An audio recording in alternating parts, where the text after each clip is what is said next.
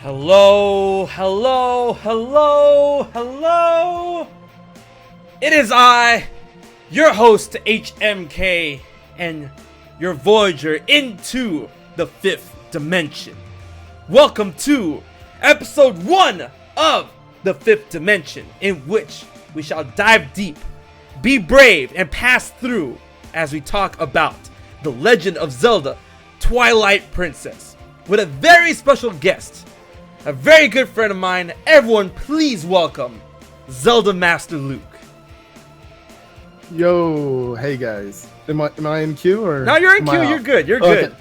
Okay, I wasn't sure which audio I had playing. Nah, you're good. I'm in the 5th dimension. Sorry, it lagged for a second. Oh man, you already know. You already know. Welcome to the 5th dimension. How about you give themselves a little plug real quick? I'm just gonna pop a drink because I mean we have to get the right fuel for the 5th dimension here. Yeah, Yeah, I'm ZeldaMaster. I do Zelda videos, you know. That's the the best I can say. So Really? You're gonna come to the 5th dimension with that kind of noise? I mean, I do videos. There you go. It's more than just the videos, man. Who are you? What do you like? What do you do? Tell me about the Luke in ZeldaMaster Luke. Are we getting that deep already? No, we're not getting that deep. I'm just, like, I don't know. Okay. I like to. Anyways. You cut out. I know. No. I just stayed quiet. Oh, okay. No. All right. So we're talking about Twilight Princess because for those who don't know, and also everyone on the social media, please use the hashtag the 5th dimension in order to be part of the conversation. And this video will be posted onto YouTube tomorrow. And for those who are watching the video now, this is me speaking to you through the 5th dimension. Be sure to join us every Friday, 5 p.m. Pacific Standard Time, in order to pass through into the 5th dimension. So we're talking about Twilight Princess. All right. So a little birdie told me that that's actually your favorite Zelda game. Twilight Princess. So I'd say it has the most sentimental value out of any Zelda game because like it was a game I grew up playing like in my teenage years, and it's kind of like just a game I kept replaying and I got super nostalgic over.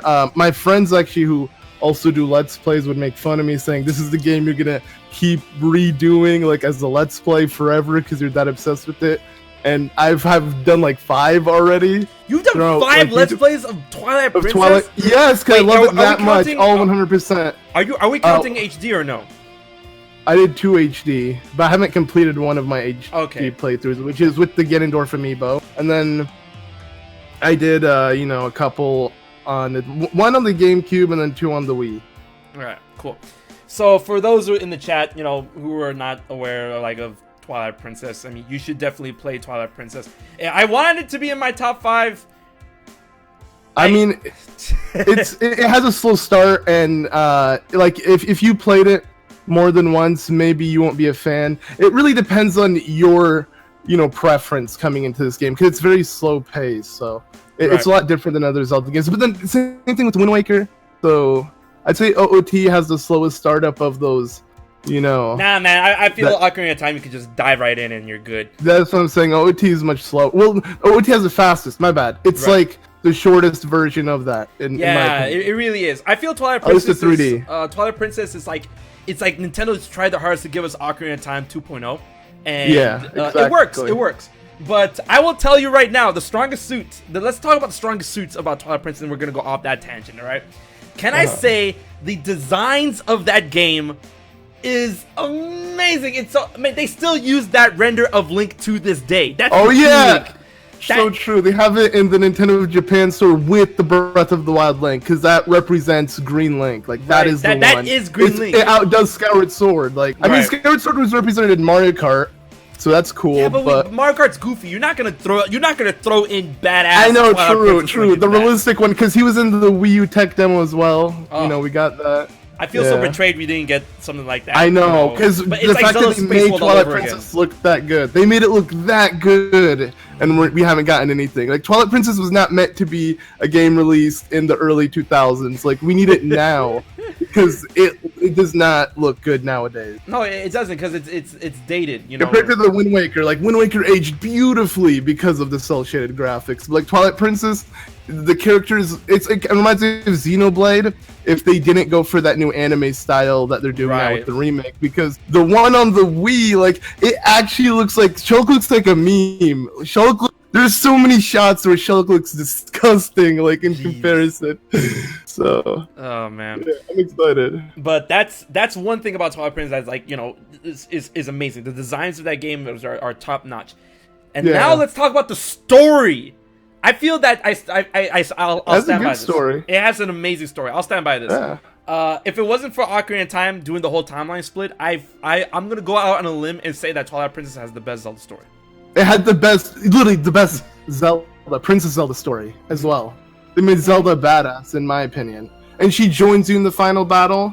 I thought that was pretty cool, even though she has to watch like OT at the final phase. But right, because it's all about. They included her pretty well. Yeah. You know how she gives up her kingdom to Zant because she didn't want to lose it, and then it goes under Twilight. Like, to me, that scene was so badass, and I believe they advertised the game originally with that, so you knew it involved like the Hyrulean army, which they never really show much depth into. So it was kind of cool, man. Because like, it just shows how dark and how grim that story is. Because like, when we compare the darkest Zelda stories, obviously the next one that's going to come up in the conversation is Majora's Mask. But I feel those two games have a different level of darkness. And Majora's Mask is I'd say Majora's Mask is depressing. That's what it is. It's depressing. It's just twisted. Death, grief. Yeah, it's maniacal. You're just dealing with that. But you know, I feel here's a good way of putting it. I feel like that it's more depressing, maniacal, but Twilight Princess is more horrifying because it deals with the realistic, you know, travesties of war, what can happen to, like, you know, a country in war, you know, the harsh realities of giving up your kingdom in order to save the rest of the people, and then being oppressed by the people that took over your kingdom. Like, oh, Twilight Princess is such a good story. Yeah, I mean, I made the debate of like, okay, Twilight Princess is the darkest game aesthetically, obviously, and then Majora's Mask would be the darkest in terms of like story when you really look at like the side quests, the characters, and pretty much how they had to deal with things, because every character deals with tragedy, even down to Link himself, you know, leading up to Twilight Princess where he becomes the hero shade. So in reality, in my opinion, Majora's Mask is the saddest, darkest Zelda game, but Twilight Princess goes for the darkest visually, with the sense of like you're going into the Twilight, the enemies are meant to look realistic and terrifying. The way Link turns into a wolf, I mean, that's kind of like a cliche back in the day, like, you know, that was supposed to be like, you know, spooky as well. So I mean, everything it went for, in my opinion, was meant to be the darkest. Like, Nintendo was responding to, ew, Wind Waker's too childish, kitty looking. Yep. You know, Majora's Mask was going for something dark. How could you give us Wind Waker after that? So I feel like it was mainly a response to that as well. If they gave us that today, though, like it would be so good. Even on the Switch graphics. Breath of the Wild 2, baby. I know, but Breath of the Wild 2 is still Breath of the Wild. Like, I want to see Twilight Princess 2. I want both, but like, I'm excited for Breath of the Wild 2, obviously, but Twilight Princess 2 would still be nice to see. Yeah, see, Tyrannical Rex says a very good thing in the chat, that Majora's Mask is psychologically dark, Twilight Princess is thematically dark. Yeah, that's essentially what I say. Yeah, that's perfectly worded. That's perfectly, man. Yeah. And let's talk about how. All right, here we go off the weird tangent. You know, we're talking about dark. We're talking about mature. And speaking of mature, I was sitting on this. I was gonna sit on this for a good portion of the stream, but I'm just gonna throw it out there. All right, so let's talk about the best Zelda helper character, the best Zelda partner in history, which is Midna. Midna, yeah. I think that's everyone's, right? I know. If you choose anyone but Midna, then I have to look at you weird, because Midna. No, then there's like nostalgic value, because, you know, I like my. I just never play. I know people who will like defend Ezlo, like he's so badass and he turns Link into a Minish and this and that, which I can agree actually. But Midna's still the best. But I love how the emojis or the things came in the chat. Yeah. So the thing about Midna, I need to know, Nintendo, I need to know the guy who designed, or whoever designed Midna. I want to know who designed it and decided to give the Imp Midna a fucking dumpster ass truck. dumpster Okay, truck whoa, ass. chill. Wait, There you go. what? No, I need to know why. You just dropped it. You just dropped. I don't that care. like No, this is the 5th dimension. You have to understand. We go deep into the 5th dimension. It doesn't matter. You need to understand. In episode 0 of the 5th dimension, we were talking about how I was pissed off that they took away Snake's thickness. Yeah, I mean, that was questionable. I can agree with that because they definitely nerfed that. But with Midna, I mean, her inform, I don't know. I've never sexualized it. Let's just say that. I'm not sexualizing it. I'm just it's like but her human form. That's another question. Hell yeah. The Twilight form is about it. Is about it. Yeah, And I'm like, okay, but I'm looking at the inform. I'm like, I don't understand why. Like, what was the I mean, I guess to give her a feminine look because that's what you would do to make something look feminine if it's small. I don't know. I'm not a character designer, but I mean, for an imp, I think her design was fine. I loved her hair. I loved what it could do. Oh no, I loved her hair, and that's I understand she's an imp. Her head was fucking huge, and I like thinking about so. Like, Midna's head compared to Link's head, she has a bigger head than Link. Yet she's wearing the Fused Shadow. Like, who's supposed to be wearing that? Like, because the Fused Shadow, fits very snug on her head. So who's supposed to be wearing that if her head's bigger than what a human's head is usually known for? You know what I mean? I mean, it kind of floats. Maybe someone with, some Twilight magic or some bullcrap. I don't know. I don't know, but I mean, it's obviously a helmet, like a crown. Yeah. But her hair is literally magic. Like, it can it can slam people. It can pick things up. It can, that's one of my favorite things about her. But I mean, okay. We're focusing way too heavily on her looks. Her character, in my opinion, she connects the most with Link. She definitely deserves to be Link's partner in terms of how they gave that character progression of she just used Link at first and she wasn't really his friend, and you truly see the connection build up towards the end of the game. And to me, you never ever got that with any other partner Link has had in any other game. Name one other character. Some people will say Navi. No, Navi was definitely not Navi. A navigator. Yeah, definitely not Navi. But I feel that people will argue Tattle. No, Tattle was a bitch, and Tattle was a bitch to the whole thing. Wait, Midna was a bitch. What you mean? No, at the end. What are you talking about? At the end, even when they first got into Gerudo, when she first told Link what happened, that was mid-game when they landed in Gerudo Desert, and she tells him the story. Yeah, but I'm talking about the beginning. There's a lot of build-up. There is a lot of build-up, but Midna started out as a bitch, and she almost died like a bitch. So, Tattle started out as a bitch, but. I don't know. I get what you're saying. I definitely get what you're saying. Midna had the most connection with Link in terms of character development and stuff, and I feel like Link acted as the catalyst to make her understand that not everyone is bad, because she really had she had the worst out of all the Zelda partners. She had Zant. He usurped the throne from her. He turned her into an imp. Had backstory. She was a character. She was a good character. Yeah. So you're explaining my point that she was the only good. I know. I'm not. I never said I was arguing with you. I'm just saying. But Tattle was oh, help find my brother. I literally beat the shit out of you when I first met you, and now I have to tag along with you. I'm never gonna forgive Tattle. You beat a scrub while it's down. That's what Tattle did. That's your partner.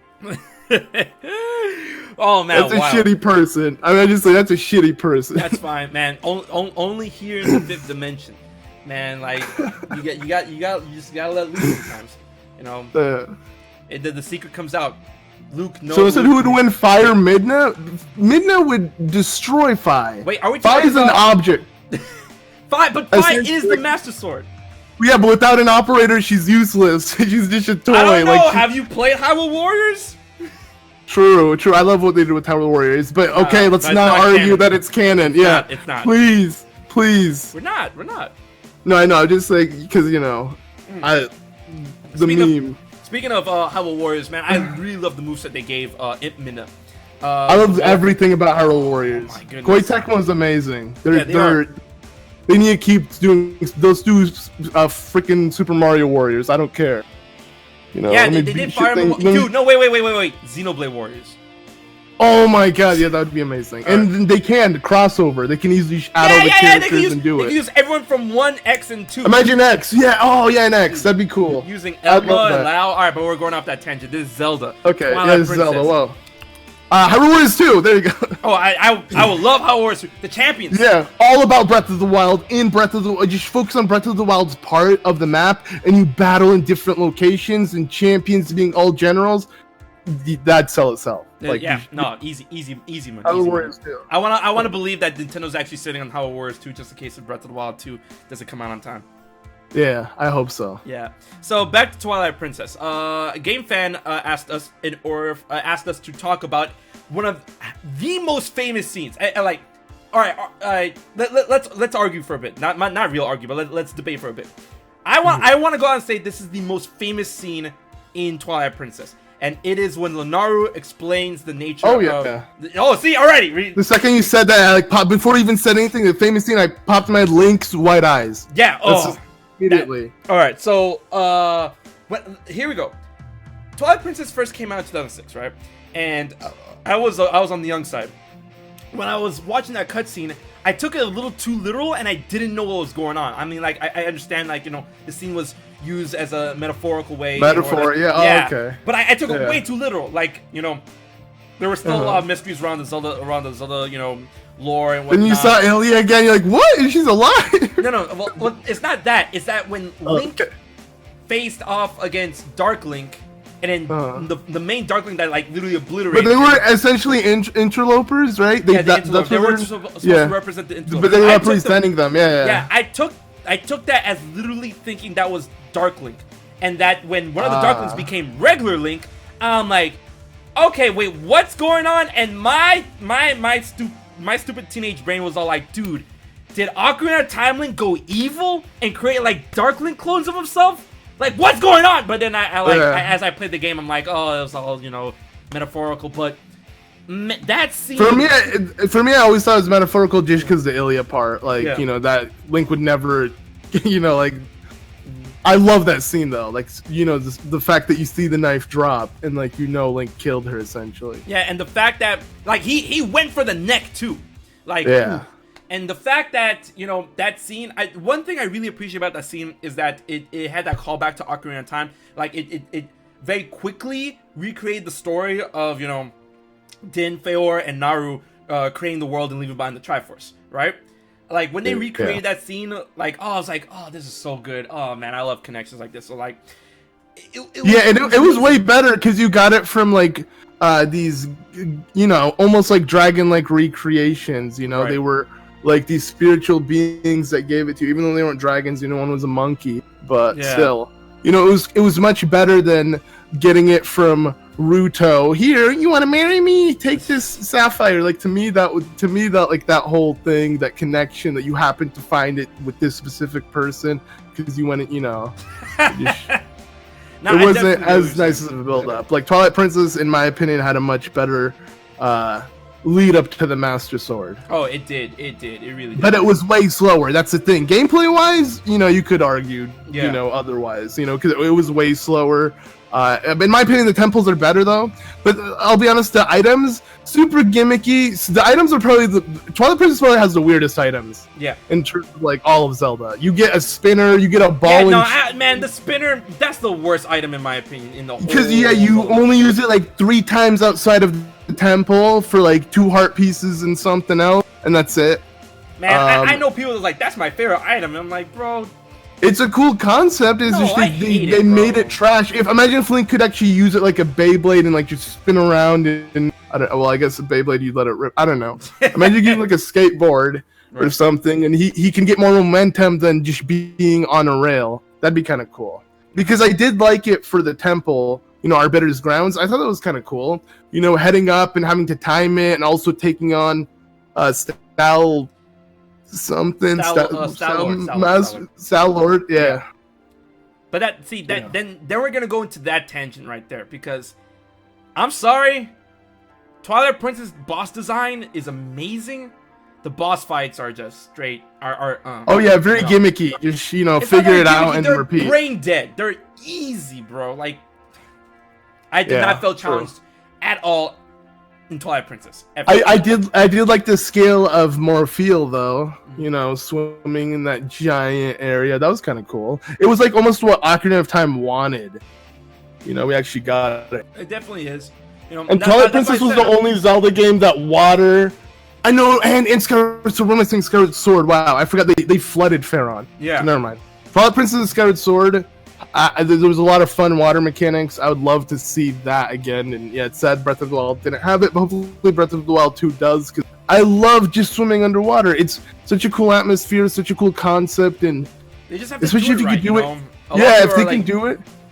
A lot of people still have the stigma attached to what happened in Ocarina of Time. But since then... That's not bad. That was amazing. Play the 3D version. If you can swap between... The 3D version is better. But the thing is, since then, we've had better underwater experiences. Like, literally, the game right after that, you can swim as a Zora in the water temple. And then people are like, oh, the water temple sucks. And I'm like... No, the water, it's beautifully structured. The pacing is not... The only thing confusing about it is having to come back to that same room, that every room looks the same. So I do understand why people get mad, because it's like the water temple and OOT all over again. Because you come back to that base room, and everything looks the same. They fixed it with the 3D version. They should have fixed it with the HD version in TP. Maybe made something more apparent on which direction. Or maybe you can move the staircase, easier. I don't know. Right. I like, you can obviously see that, aside from the Ocarina of Time 3D and the Majora's Mask 3D recreations of the original games, that the Wind Waker HD and Twilight Princess HD, Nintendo, I guess, didn't really feel the need to like change anything. They're like, okay, the game's good as is, and then the only changes that they made were very, very minimal. I feel like the biggest change that they've done to those two games is for Wind Waker, they added the Swift Sail, and for Twilight Princess, they added the Poe Lantern, and that's it. So yeah, Wind Waker got way more quality of life changes. Oh yeah. Way more. Actually, from the Midna button was good. The Midna button was good. The Midna button was nice, but still, like Wind Waker got Bloom Lighting, which Twilight Princess did not get. So it was already visually enhanced, and Wind Waker didn't need the visual enhancement like TP did. So I don't know why Nintendo didn't do anything with Twilight Princess. The other thing was the quick Swift Sail. And making the game overall easier when it comes to Triforce shards. Like, there's a lot of things when you come back to that game, it's not as tedious. Like, you're just coming back to Wind Waker. Like, if you play the original Wind Waker, it's kind of crazy like, how I had to deal with switching the direction of the wind every time I played it.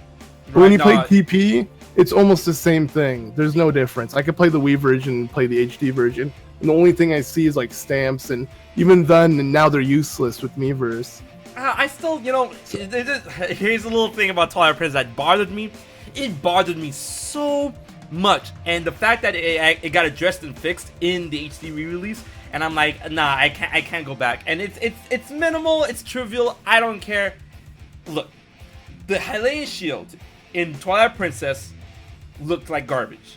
All right. Yeah. It was old. It looked like it was out of OOT. Yeah. And had low polygons. It was, it was kind of lacking. A couple more polygons. In Twilight Princess HD, that shield was clean, and I'm like, okay, now this is a shield I can get behind. I had to go with that. I'm like, yo, they actually made the Hylian shield clean. Thank you, Nintendo, because that shit was dirty as fuck in the original one. Yeah. Man, speaking of Twilight Princess HD, would you want it on the Switch? Of course, who wouldn't? I can play. I want every game on the Switch. Same. Like that. We're at the point where like, if they ported this thing, and now I need to get it on this. I need to get on the Switch because it's on the Switch. I can play it anywhere. Right. Set it up anywhere. Do anything with it.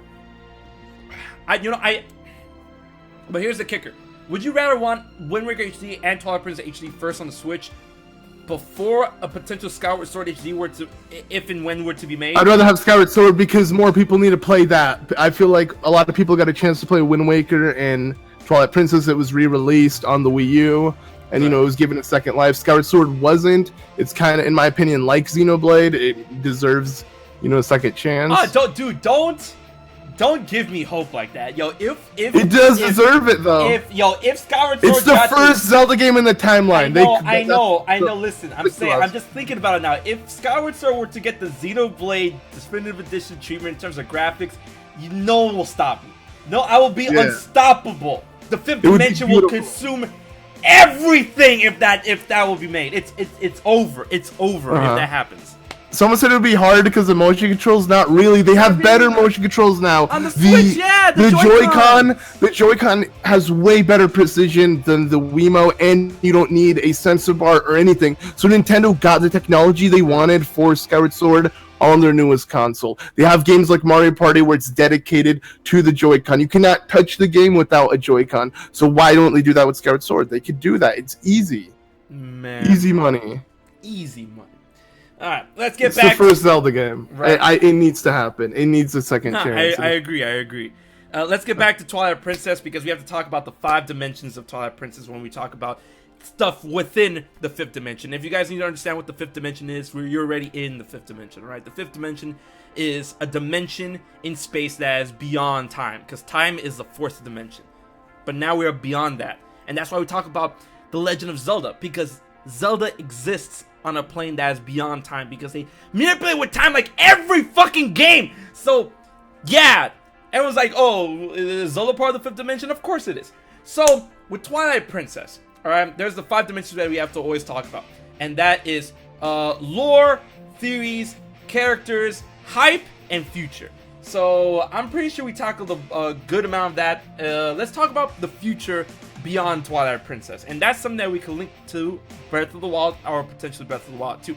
So Twilight Princess takes place as the second game in the Child timeline after Majora's Mask, because we know that if you guys know, the Zelda timeline, Link went back in order to be a child, hence the Child timeline, and was able to warn the King of Hyrule along with Princess Zelda using the Triforce of Courage as proof to let him know, hey, listen, yo, Ganondorf, he's about to roll up. So I'm letting you know, if you don't do anything now, bad things will happen. And then that's what led to Twilight Princess. And then after Twilight Princess, it went off into Four Swords Adventures. Now, one big tangent, speaking on Ganondorf specifically, as he is the king of the Gerudo, is the fallout of him getting captured, put on trial, and executed. And that is what a lot of Zelda theorists and a lot of Zelda lords and a lot of Zelda fans like to call the Gerudo Exodus.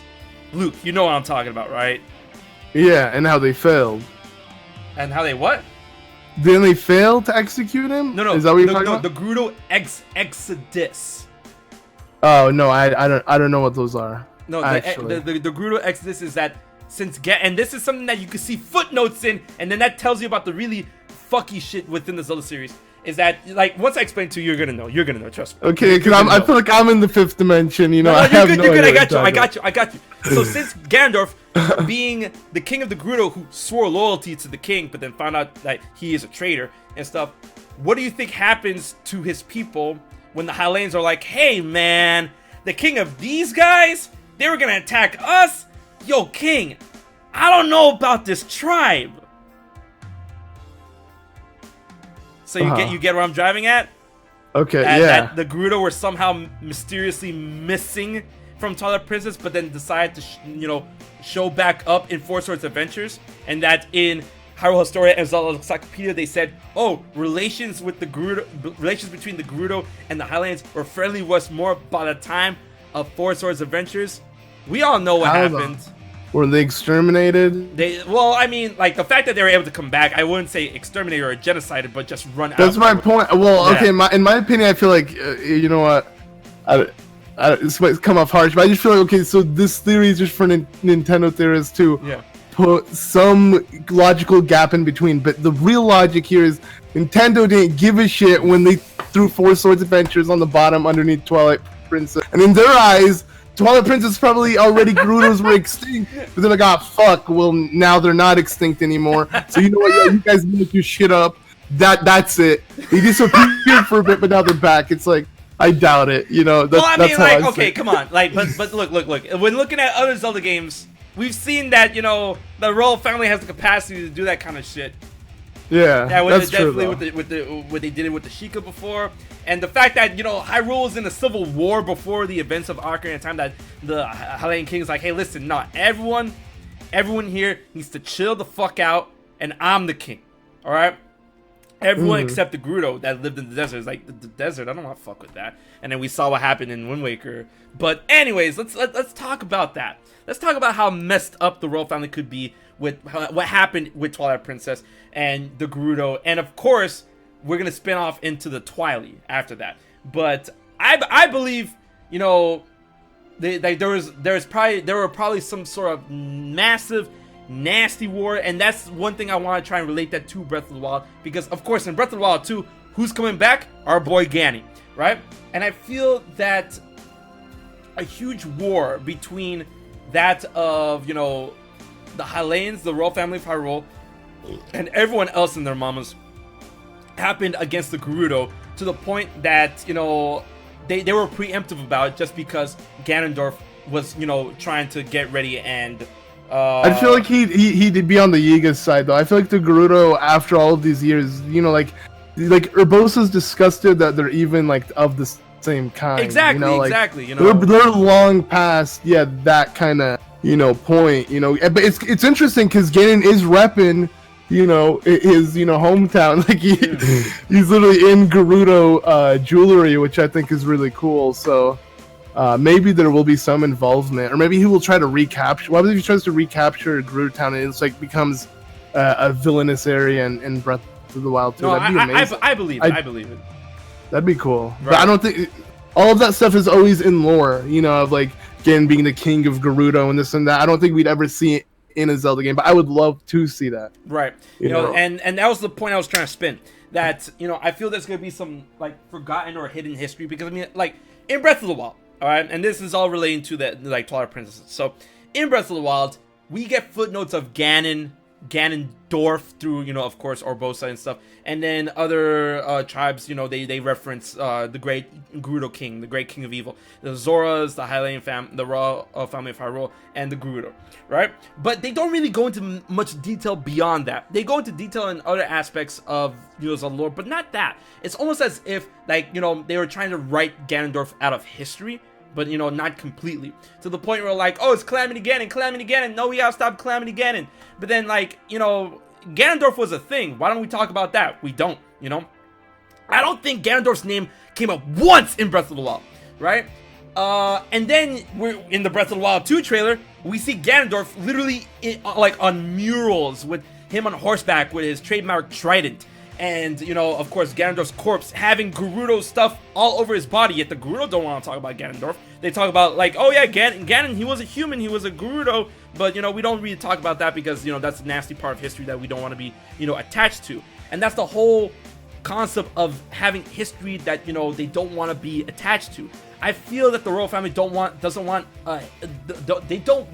history attached to themselves. That the fact that they want to round up the Gerudo as a preventive measure to make sure that the bullshit that Ganondorf was trying to do doesn't happen again, right? And then that, led off to the Gerudo being missing from Twilight Princess. And I feel that, there's a lot of unknown, unwanted history behind the royal family relating to the Gerudo. And I feel like the Twilight Princess may have been the biggest catalyst to that, that train of thought beginning within the Zelda series. You get what I'm trying to say? Yeah, and I can understand that. I mean, that's deep thinking. I don't know if Nintendo would, put that level of detail. Yeah, but I mean, Nintendo is capable of doing that. I mean, they produce. They are capable, but like like what the I mean? Kirby lore, bro. The Kirby lore. Oh, true, but Zelda has always been up to interpretation. They love leaving things unanswered for fans to speculate, and they never want to give you an answer. Right. That's something that we'll always do. So we're never really going to get a confirmation. But yeah, no, I mean, that's what makes theories so interesting with the series, because there's so many to think about, and nothing is confirmed. So. And I hate that. Yeah. I hate it. I hate it every day. I hate it. But you love it too. I do love it, man. Why you gotta remind me? God. The fifth dimension hurts. But what if the Gerudo didn't procreate? The second a male is born, then rip. Well, the Gerudo do they do procreate, and then the well, way in that Breath of the Wild, it was obvious that they literally seek out Hylians to right. Yeah. Like hints of that have been And existent since Ocarina of Time. You know, with the what do you call it? Those stupid stones? What are they called? The Stone of Truths. You know, the rocks of truth. Those Shikai rocks, whatever. Mm. And then there's one Gossip that say, Stones. yeah, thank you, Gossip, Luke. yeah, The Gossip Stones. Oh my God! Like I'm giving you a hug right now, but you can't. No, you can't feel it.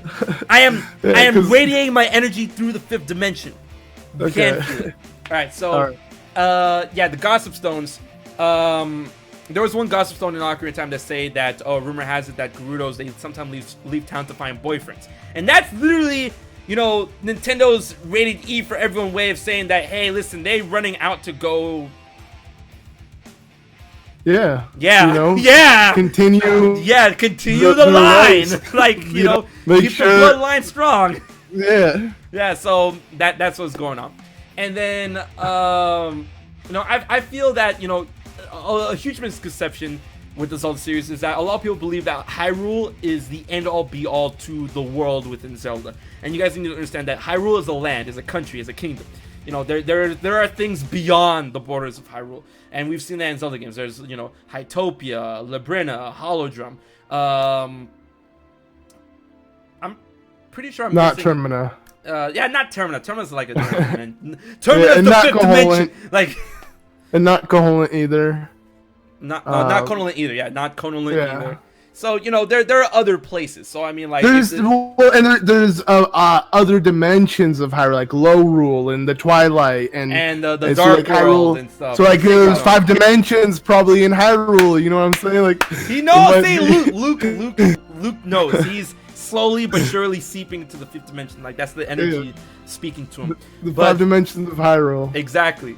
So I feel the Gerudo have plenty of place to go to if they run out of Hyrule, but you know, there is only one Hyrule. There's only one place that, you know, contains all their history and the Triforce and all of that good jazz. But yeah, because well, before the way Skyward Sword made Hyrule seem was Faron was its own continent. It was a grassy land that was so far away from Eldin, they did not connect. You had to fly into the sky like you're taking a plane and land into the other area.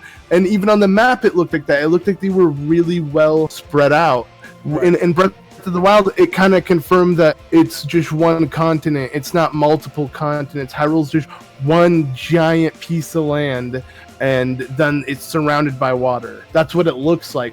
Water in an untouched land. Like you see cliffs, but you don't know what's on the other side. So like Breath of the Wild, they have to somehow stitch a whole world together, and right. I mean, I think they did do a good job, but it leaves still a lot to wonder. Like, is this really it? This is the entire Earth. This is like, is Hyrule Earth? I hope it's not, and I do hope that we explore. Like, they just make, you know, okay, we know Hyrule. Hyrule is always going to be the landmark of Zelda, but like, why not make another kingdom?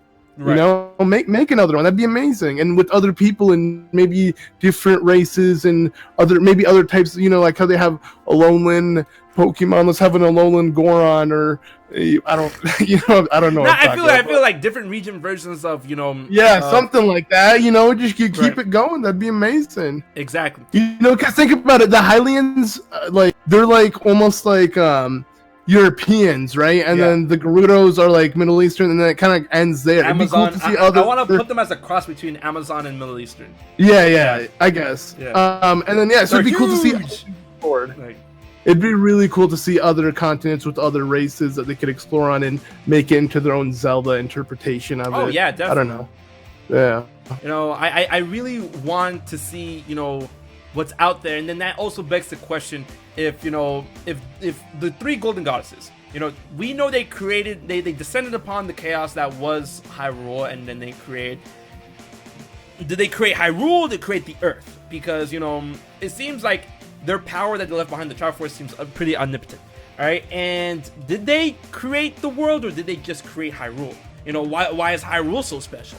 You know, why are the Hylians so That is special? true, and why is the goddess called Hylia? So I mean, then it confirms, like again with Skyward Sword, they make it seem like Hylia Hylia is the planet. Hyrule's the planet. It's Right. planet Hyrule. It's not.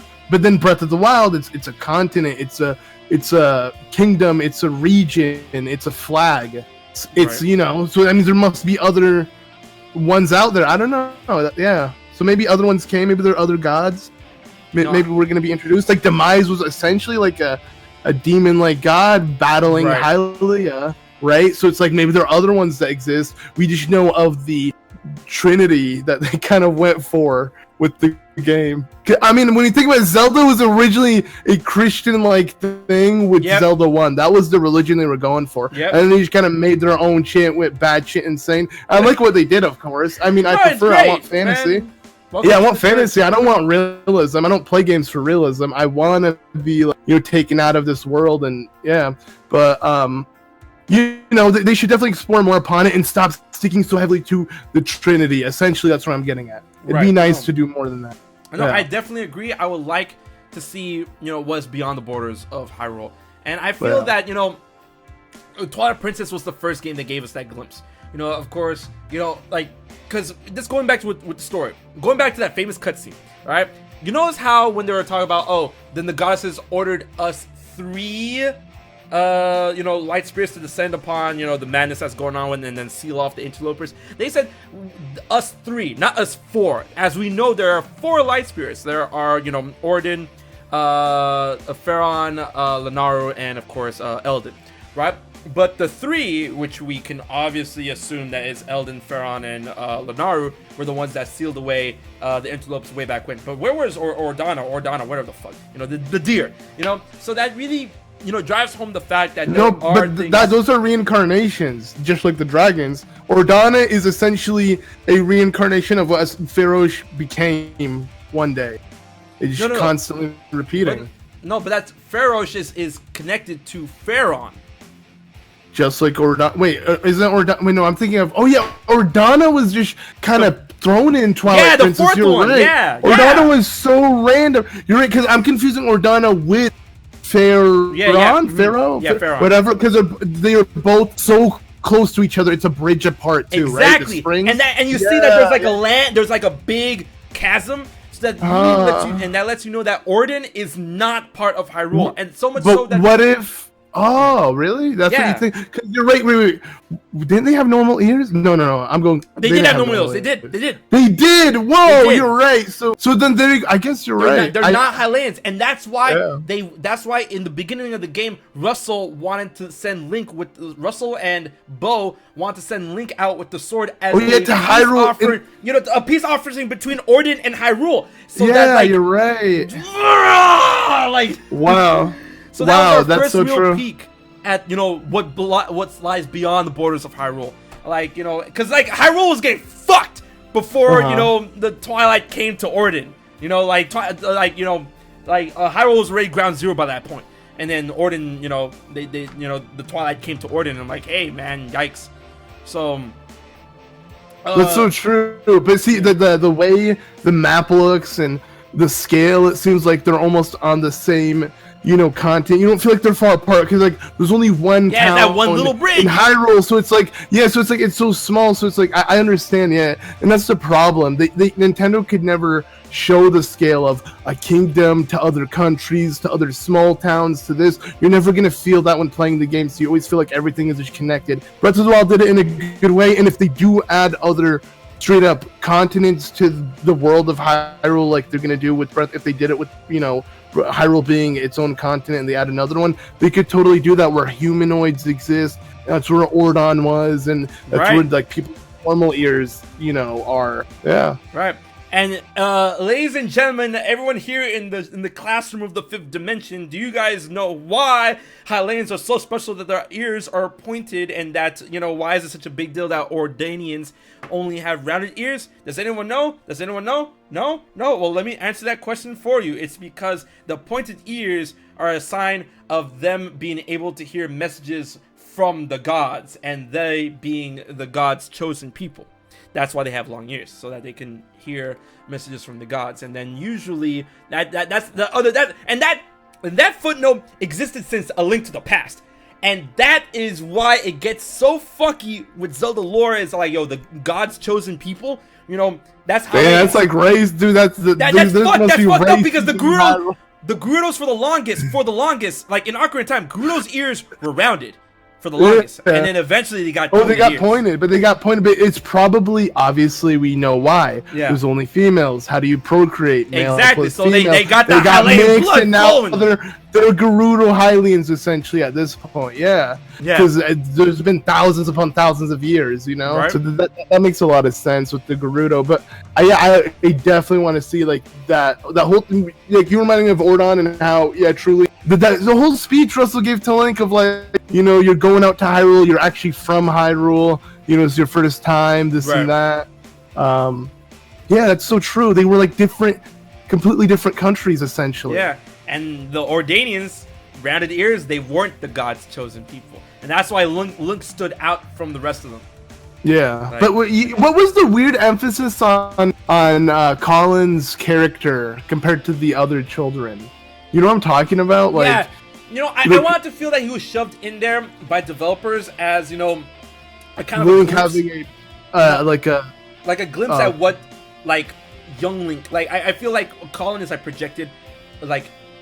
projected energy from like what young Link was supposed to be like in Twilight Princess, if that makes any sense. Like Colin is what young Link would have been growing up into Link, the adult Link in Twilight Princess, as a kind of a callback between as a callback to Ocarina of Time, how there was a young Link and an adult Link, and then Colin was like the young Link, adult Link, because like at the end of the game you see him with his sword and shield and everything. Like true, you mean the credits, how it does look like. Yeah, I remember that Twilight Princess was like the first. Remember, have you seen the Twilight Princess 2 leak that happened like way back in like early 2010s, or you know, that kind of era? Yeah, you have to like tell me the stuff behind that leak, because like it was literally about like Colin being. It was just a continuation of Twilight Princess. I think like where you control Colin. Yeah. And I was so excited for that concept. I was like, no wonder they gave him, you know, special screen time unlike any other character, and Link had to literally save him from, you know, King Bulblin and all of that to me. Dude, can you imagine if that game actually got made? Like, it's Colin, right? That'd be amazing. And imagine it was a spin-off. They didn't call it The Legend of Zelda. Check it out. It's Colin, but we don't know it's Colin because he looks like Link. He looks like Twilight Princess Link.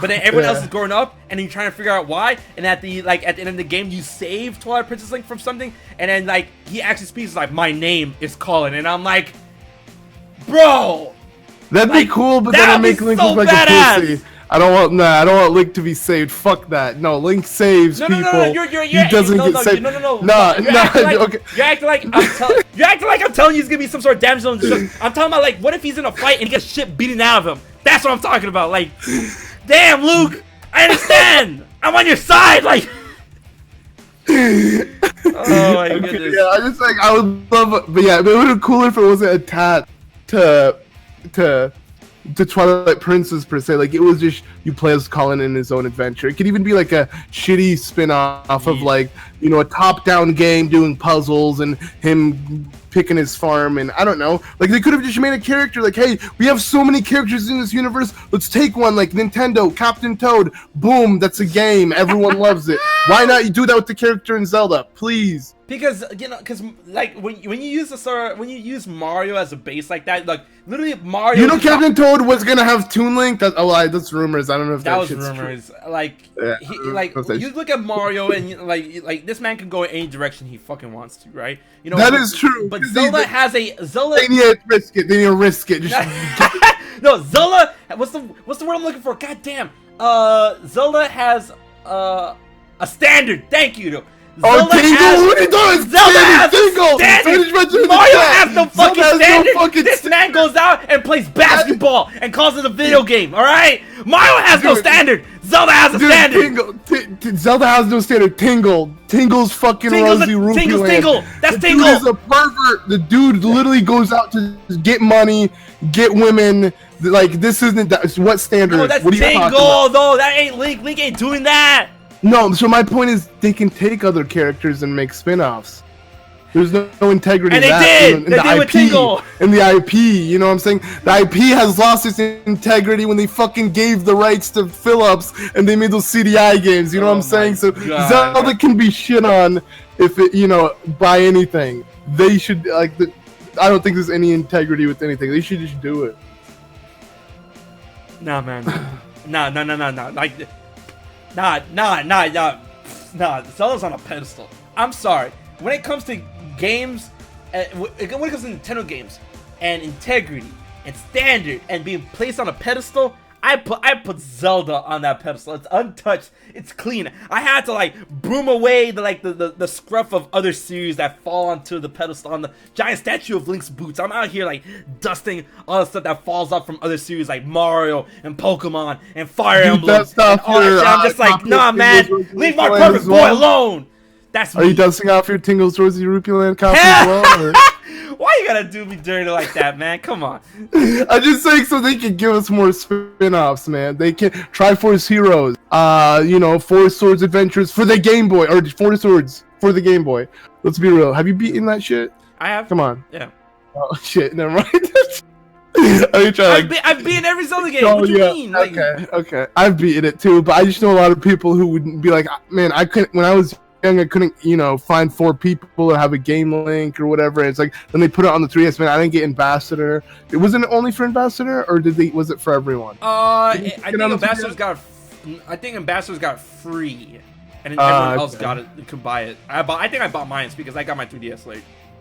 Either way, the way to play that game was very, very hard. So, you know, it was a game that was almost unplayable. Same thing, dude. Right. Link's crossbow training. There you go.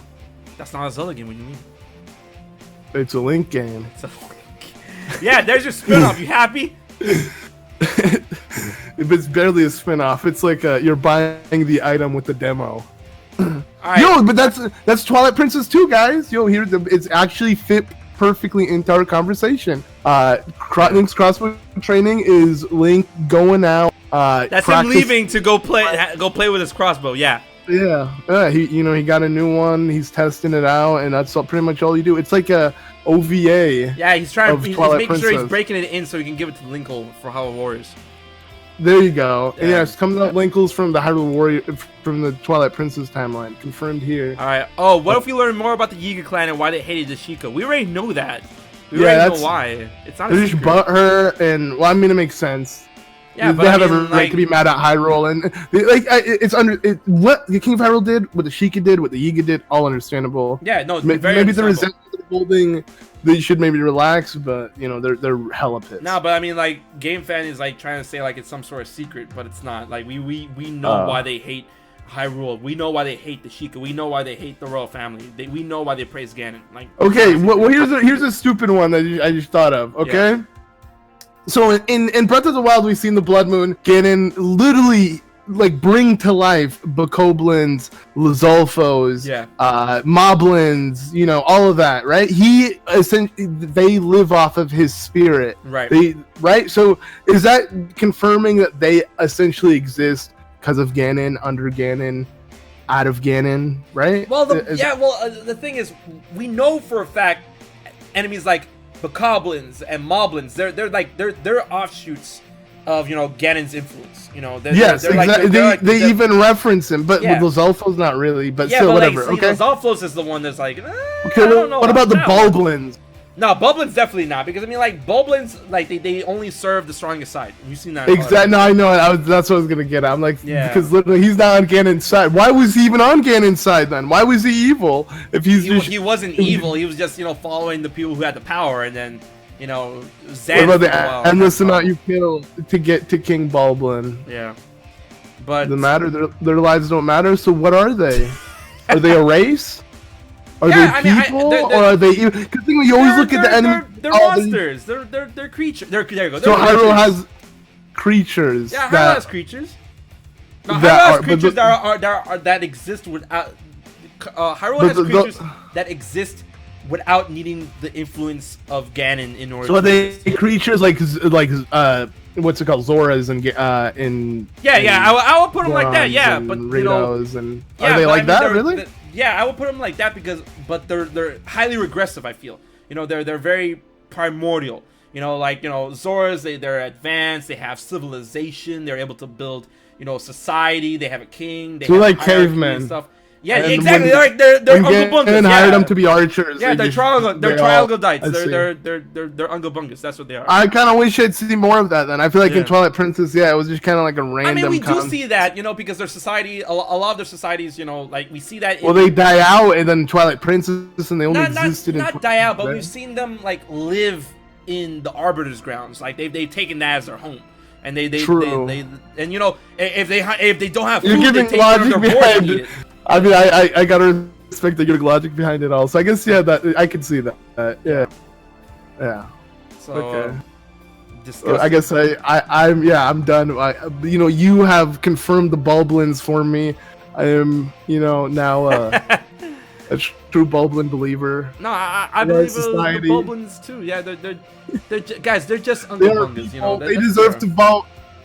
They deserve rights. No. They once they stop being so nomadic and they actually build a hierarchy and have something to offer Hyrule instead of pillaging their shit, then the king and the princess can think about leading them into the society. But they're just pillagers. They're like they have nothing to offer. They're vermin. They're parasites. They have nothing to offer the great land of Hyrule, and they must be exterminated. Okay, whoa, dude, you're taking it too far. Hashtag free the Bulblins. Free the Bulblins. Okay, no. Yeah. All right, guys. Let me see.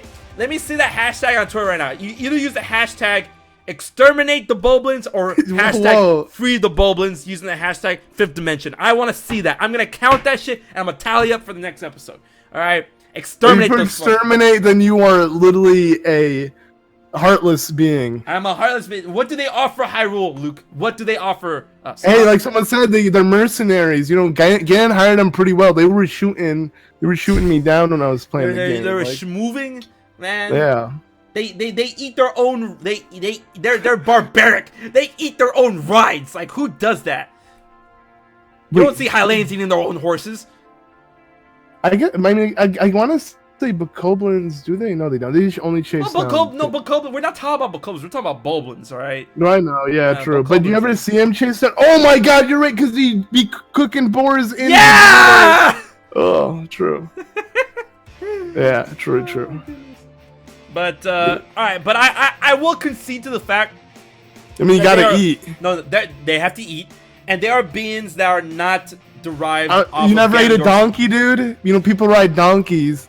Never had a donkey sandwich. Anyways, there are not beings derived from Ganon's malice, and they don't need them. They don't need it in order to survive. They are creatures that live in Hyrule, and I'll give you that. But still, they're barbarians. Right. Yeah. Okay, well, I'm glad that debate's been settled. That was fun though. But it's funny. We've been talking for more than an hour now, and I had a comment that said, "Twilight Princess, what's there to talk about?" And look at us. And I feel we're not even through because we're not even touching upon like the more nitty gritty stuff. How about this? Right? No, go ahead. No, you go ahead. Go ahead. I have a lot because for me, I was always gonna say just look at the Twilight. Like that's a topic that can open its own can of worms. Because right? It's the same thing with Low World. It's the same thing with the Dark World. These are all alternate universes that are only in this one game that they're referenced in, and then they're just never acknowledged. And it's like, but they exist. So Midna's out there existing somewhere. There are people out there. There is more to Hyrule than we know in these different dimensions. The fifth dimension. But or even with how Link is prophesized to turn into a wolf, like Link was from their dimension, like that's crazy. He was meant to cross it. He was meant to cross it, right? But when it comes to these different dimensions, these different realms and stuff, the reason why I feel they're not references again, especially Low World. I mean, I would love to learn more about Low World, but the Dark World, I feel the Dark World reverted back to the Sacred Realm once Ganon was defeated. So it's a Sacred Realm. What about Low World then? Yeah, and Low World got all nice and hanky panky again once they got the Triforce back. But the Twilight Realm is something that is extremely mystifying to me, and I feel like big thing like, oh, why did they reference it again? Because they broke the mirror of Twilight utterly and completely. Hey, but you know what can restore it? the power of the Triforce, baby. But you know, Nintendo will never do that because Nintendo never gives us what we want. But when it comes to the Twilight realm and the Twilight as a tribe, as a race, you know, this is a question that I was actually having a huge shower thought before, you know, leading up into tonight, and I want to get your take on it. Now, the Twilight obviously deals a lot with the Twilight and the concept of shadow, and the fact that they were descended from the, you know, the mysterious tribe known as the Interlopers, you know, that excelled in magic, and they were able to, you know, dismantle all other tribes in order to establish dominion over the sacred realm and try to get to the Triforce. You know, do you believe that the Dark Interlopers were a highly advanced, you know, skill-based spellcasting tribe of Hylians? Were they their own tribe? A lot of people want to throw out, you know, the word Zonai and stuff. Or do you think that they were a branch of Sheikah? I believe they were Hylians, and that's what they represented as Link. And, you know, they were also That's gifted. really good. That's actually a really good way of putting it, yeah. Yeah, and they were also gifted. It's just like Link, he's gifted. What will he do? Link, he still has free will at the end of the day, you know, but he's the one who chooses to do good. So it's like, they were gifted and they chose to do bad with their power. And they abused the power. And Link could do the same if he wanted to. Anyone could do the same. Wait a minute. I'm sorry, I have to stop you. So, you guys need to understand. In the 5th dimension, there are no notifications. There are no, you know, pop-offs and stuff like that and stuff. We have 119 viewers in the chat. Thank y'all so much for coming out to the 5th dimension. And I see there's 237 sub points here. But Abraham Gunner, thank you so much for the $100 donation, buddy. Like, bro, I just got the ping on my phone, and thank you so much for the $100 donation. And PayPal, thanks a lot for taking $4 out of it. But yo, thank you so much. Yo, that is some donation hype. Thank you. But I just had to get it big up. As you're saying, with the with highly, you know, the people who are highly gifted and skilled and then abusing it. Go on. I'm sorry. Oh no, that was essentially my general point. Like, how yeah, pretty much it actually, right? No. You're good. It's my bad. I took you off that tangent. But highly, yes. But I want. That's a really good way that you putting it. That, you know, the fact that they were represented by Link, so that tells us that they are Hylians and whatnot. And you know, but I feel like, you know, and here's another piece of argument. Were gifted by the goddess, right? Like the chosen race. It makes sense, and also like just the fact that they were like. You think about it, like we're getting way into specifics, and I don't think it would matter too much on which race it is. At the end of the day, there were people who you know, hungered like the power essentially, which is almost every character except the good. But then you have to think about this. Here's a tangent. Here's two things I have to say to that argument. Is that you have to think about two things. One, they are gifted. Hylians are gifted, but do you think that Hylians are actually capable of shadow magic? And two, do you think the goddesses would actually punish their own chosen tribe like that? Yes, because the demon statue, who's probably Hylian. Oh man, look at you! But you look at you reaching into the 5th dimension and busting out something like that. Go off. No, just saying, because that guy was literally go on. Yeah, no, Breath of the Wild, for those who don't know, there's literally a statue that could take your spirit orbs and refund them and swap between them. And he was essentially just a greedy person who was turned into a statue, a horn statue that literally is like the opposite of what you see a goddess statue. And who's to say he wasn't just a Hylian? You know, he could have been anything. He could have been any of the races. Is that actually confirmed though? So. Only here in the 5th dimension. Oh man. But that's actually a really good point.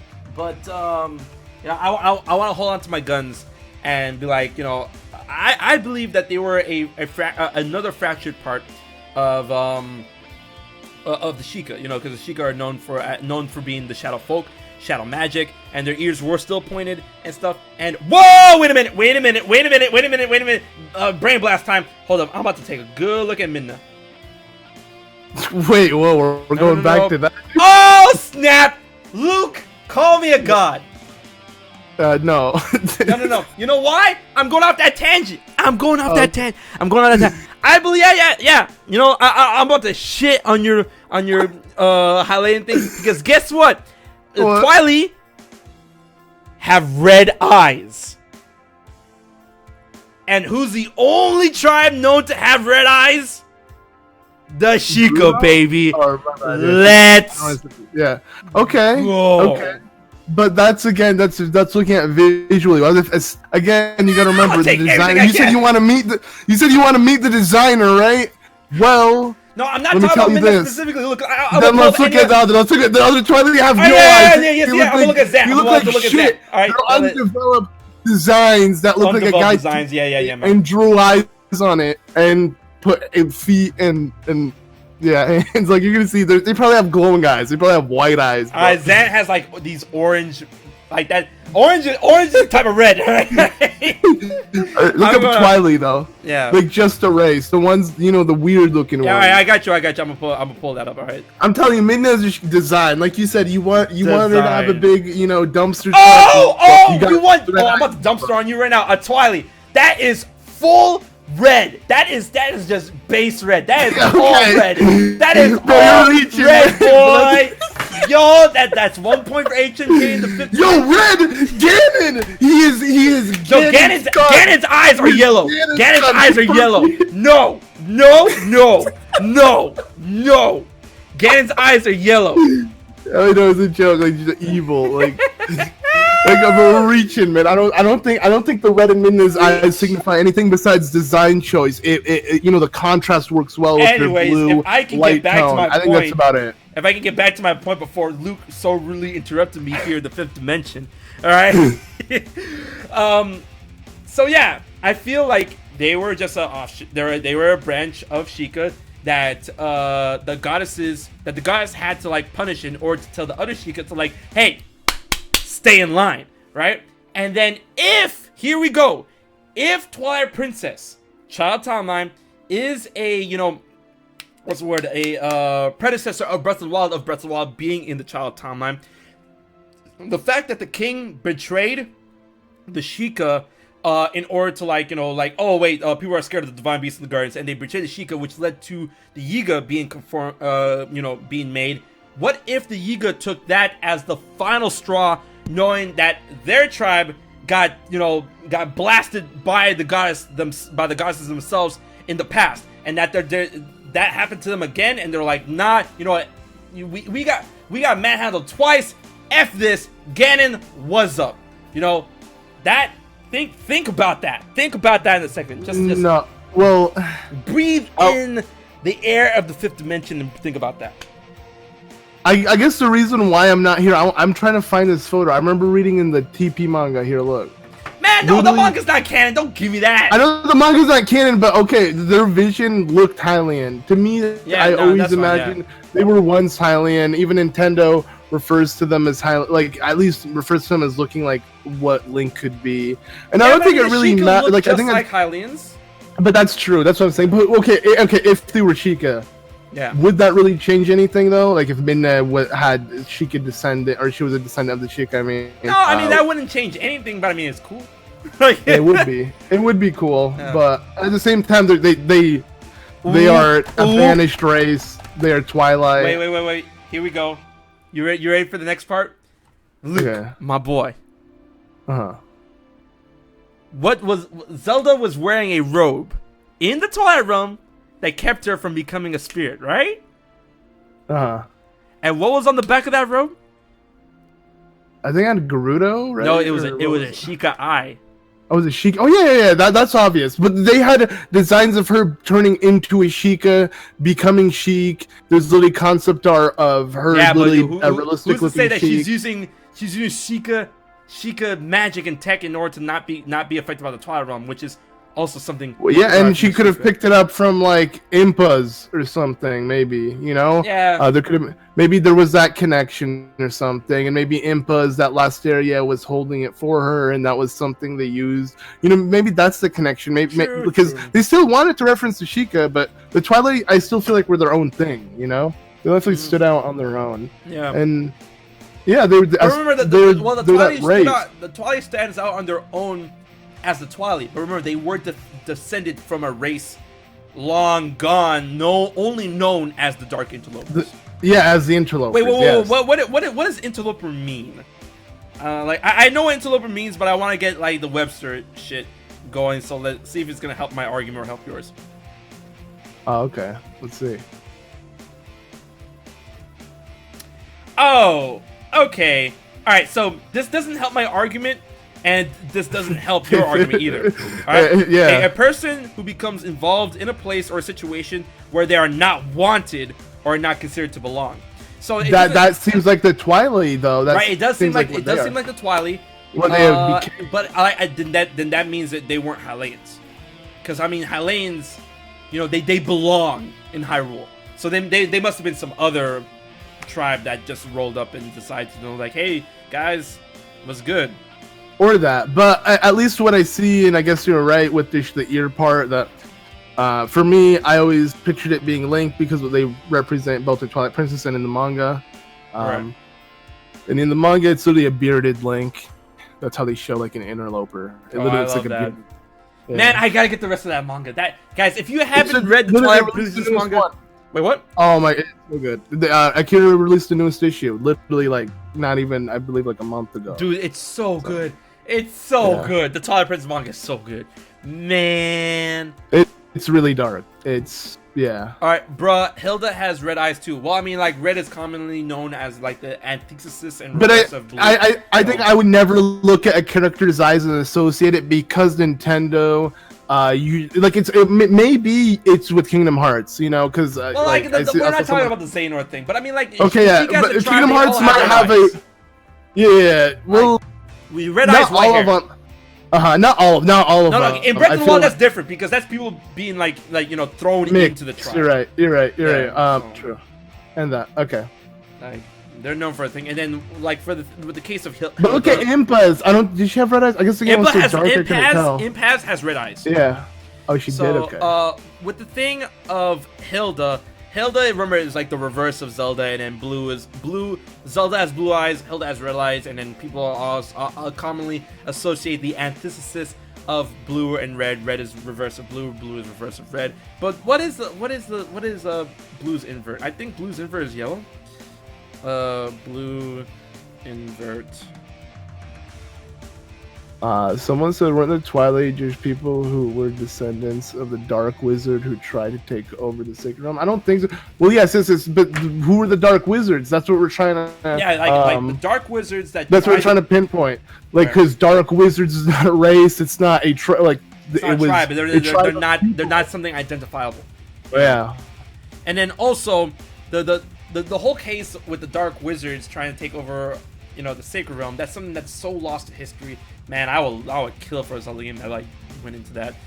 But you know, there has been so many times within Zelda's history that, you know, tribes, races, people have tried to invade the Sacred Realm, so much so that Ryu had to like, okay, we're gonna stop this shit and we're gonna build a Temple of Time, because you know after the advent of Skyward Sword, that, you know, the Sacred Realm and the Triforce was pretty much unprotected. You know, but then Ryu had to step in and it's like, hey, listen, I'm going to take the sealed grounds and I'm going to turn it into the Temple of Time, and I'm going to block off the Sacred Realm behind, you know, the Door of Time, where the Temple of Light and the Chamber of Sages exists. Which is something that I really want them to explain better in another Zelda game. Because, like, that's another thing, that's one thing that I always got confused by. Like, okay, you know, we opened the Door of Time, and I you know, when I first played Ocarina of Time, and I still play it to this day, when I open the Door of Time, I'm expecting to go into the Sacred Realm. What do I find? Yeah, a sword and a stone. Sword. Yeah. And it's like, what did Ganon find? He walked in and what? Yeah, he walked in and he was like, yo, I'm in the 5th dimension. I'm boys. in. The Triforce is mine. Like, Why he saw something we didn't see? Yeah, and that bothers me to this day. So I want them to better explain the Sacred Realm, the Chamber Sages, and the Temple of Light, because the Temple of Light is a place that exists within the dimension that lies beyond the door of time, that is in the Temple of Time. And Yo, what is this? what is Zelda? TP? What they did with TP was pretty cool. You saw a light staircase, just Oh, I love that. I love that so much. That took you to the Sacred Realm. Instead, it took you to a shitty temple, the shittiest temple in Twilight Princess. It's a hallway. It's a hallway. It's a hallway that you have to backtrack. They're like, you know what? This hallway's so shitty and short. You just walk back. Just bring your toy back. Bring a giant freaking toy all the way back. Yeah, to my rock minion and me. The Dominion Rod, another horrible item that made no sense. That was in the game splattered. Wait, you said we were gonna go into the armor, the magic armor. We can do that. Yeah. There you go. That is the worst and the best item in Twilight Princess. Yo, I love the magic armor because I love the way it looks. I love same, but I hate Nintendo for limiting. Like, you can't, if you want to wear it, you literally have to just spend cash constantly, and you can't even be on your horse without any cash. No, I wish that instead of requiring cash in order to wear it, that every time you can wear it, it doesn't take cash, but when you get hit, it takes cash. Yes, and even if it's an absurd amount. It's just like, at least when I'm in the town and I'm walking in, carefree areas, or I'm not getting hit, I don't have to worry about cash getting. Yeah, it's so stupid. I love the magic armor design because when you look at the design and such a beautiful design. Like it's really royal armor design. It's such an easy armor to get to. I feel like I love you donate, then you just kind of help out and get Malamart sorted in Hyrule, and then eventually when you're cool enough to buy it, you buy it. But it's like, in my opinion, it should have been. Whoa. Here's where my big brain Zelda lore comes in. That guy. Actually, the magic armor in Wind Waker originally drained your magic meter. It was actually retconned and changed in Wind Waker HD, and then it got changed to the Twilight Princess version, which sucks. Also, the one in Wind Waker didn't give you armor. Yeah, it was ugly. It just gave you a force field. It reminded me of like some cool aura that you'd see in like DBZ, so I liked it a little. No, but in comparison to the magic armor in TP, you were literally blinging. You looked like you were rich, man. Link looked like a royal. Bro, it was royal armor. Like, if you look at the better tiara, it was extravagant royal armor. I loved it, and it was beautiful. Red. It was red. Yeah, it was red. There you go. I love. Yeah, it was red. There you go. So when you look I'll yell when you say red. You know, like when you look at Zelda's armor and her tiara compared to the magic armor tiara, it's like it's near identical, except that Link has a feather coming out of the base of his tiara. Oh yeah, you know how many times I replayed Twilight Princess and made sure to beat Ganon with it, and so same. No, my recorded ending has that armor on. You have to, yeah. It's so nice. It's so nice, like. And you know what's so what got me butthurt? Yeah, red is Link's best color. I mean, obviously your fans would say that, but I agree as well. No, green looks really good on him. But you know what I'm also butthurt about? Red is still the hottest color on him. It is the hottest color on him. So you know also butthurt about the fact that in Twilight Princess, I get Twilight Princess. I'm super excited. My favorite game is Ocarina of Time. I'm playing the game. I go to the start menu and I'm like, oh wait, only 2 swords? I mean, okay, that's okay. I mean, like the next sword is gonna be the Master Sword, and that's it. Only 2 shields? I mean, okay, fine. I mean, the wooden shield and highlighted shield, no mirror shield, alright, whatever. 3 tunics, you say, right? And then me, like a dumbass, I'm like, yo, 3 tunics, alright. So, maybe one is for green, one is red, one is blue, just like in Ocarina of Time. But then we get the Zora armor as the very next armor, and I'm like, wait, that's okay. So the Zora armor is the next armor. Like, yeah, I went in Death Mountain. I was literally getting burnt to crisp. Where was my red armor? Yeah. So I thought, dude, Luke, I thought that the third armor was gonna be a Twilight armor. That was gonna be black. It was gonna be a black tunic with green accents that will allow you to safely go into the Twilight realm. And I'm like, that's what it has to be, and it wasn't. Bro, that is so much cooler. Right? They made them pulling a rock out of Link's head and using it. Fuck that, dude. Yeah. I'm mad. I'm big mad. I'm big mad. Yo. Imagine you take off the armor, you immediately turn into Wolf Link. Exactly. You have to have the armor on to be human. God damn, dude. Yeah, because I honestly thought that's what you needed because I always knew that we were gonna go into the Twilight realm, and I honestly thought that's what you needed in order to go into it safely, and that and like look, this is why I was so crazy out, dude. I had my boner was so high. Like, remember that stupid quest in order to open up City in the Sky, and then you had to get all those those axes. That. I thought those were supposed to be components to a recipe to build the armor. Oh, exactly. And then you're like, right? Yeah, that would have been so cool, but that would have been so late, though. I mean, I guess it would have been nice to get it even that late, because you still have to do after the City in the Sky, Zant's temple, which is just the Twilight Palace. But yeah, that would have been the perfect time to use it instead of. But I did like how you power up your Master Sword and it becomes like a lightsaber. I love that. Yeah, the Light's Master Sword, the Soul Master Sword. I love that. I think it looked cooler in that game than it does in Breath of the Wild. Like Breath of the Wild, it's literally blue. It's so blue, but like I don't know, it doesn't glow as strong as it did in TP. It sounds better in Breath of the Wild. It looks better in Twilight Princess. Yeah. But man, my mind is going wild back in 2006. I'm still burnt about that. The magic armor is cool. It looks cool, but the function is so ass. Like, yeah, I'm never gonna get over that. At least they give us over Twilight armor, bro. At least they give us a nice looking Zora armor in that game that did follow up in Breath of the Wild. Like, it looks beautiful in Breath of the Wild, and I love the idea of like the bride would make it for their husband or whatever. Right. Bro, I'm mad. I'm not that I'm mad. There's one thing that bothers me about the Zora armor design in Twilight Princess, and that's the head plate. I'm not mad that it's there. I'm just mad at the color. Like, really, I like it. I mean, it's a gritty, dark game, so it went for a gritty, dark look, to it. No. The Zora armor was all blue, dark, gritty, but the helmet was like this weird coral, like light brown color. I hated that. I'm like, why couldn't this be Why couldn't this be a shade of blue? Why couldn't this be like why couldn't this be like completely white or completely? Why couldn't this be like a shiny silver? But am I alone in this, guys? Am I alone? Because I really hate that armor, that the helmet color. The helmet color is just nasty, bro. I just think of the mask that would cover his mouth. I love that. I love that. I love that concept. Yeah, when you're underwater. But other than that, I don't really remember. I thought it was like the shape of a Zora, and I thought the colors fit. The whole game has like a, really dark brown feel to it. I'm about to. Let me just search it because maybe I got you. Because you're starting to make me sound like I'm crazy. I'm not crazy. I'm the only one. You're pulling it up on stream. No, I'm gonna pull it up and I'm gonna show you on Discord, right? Okay. I thought you were gonna show it to everybody. No, they know.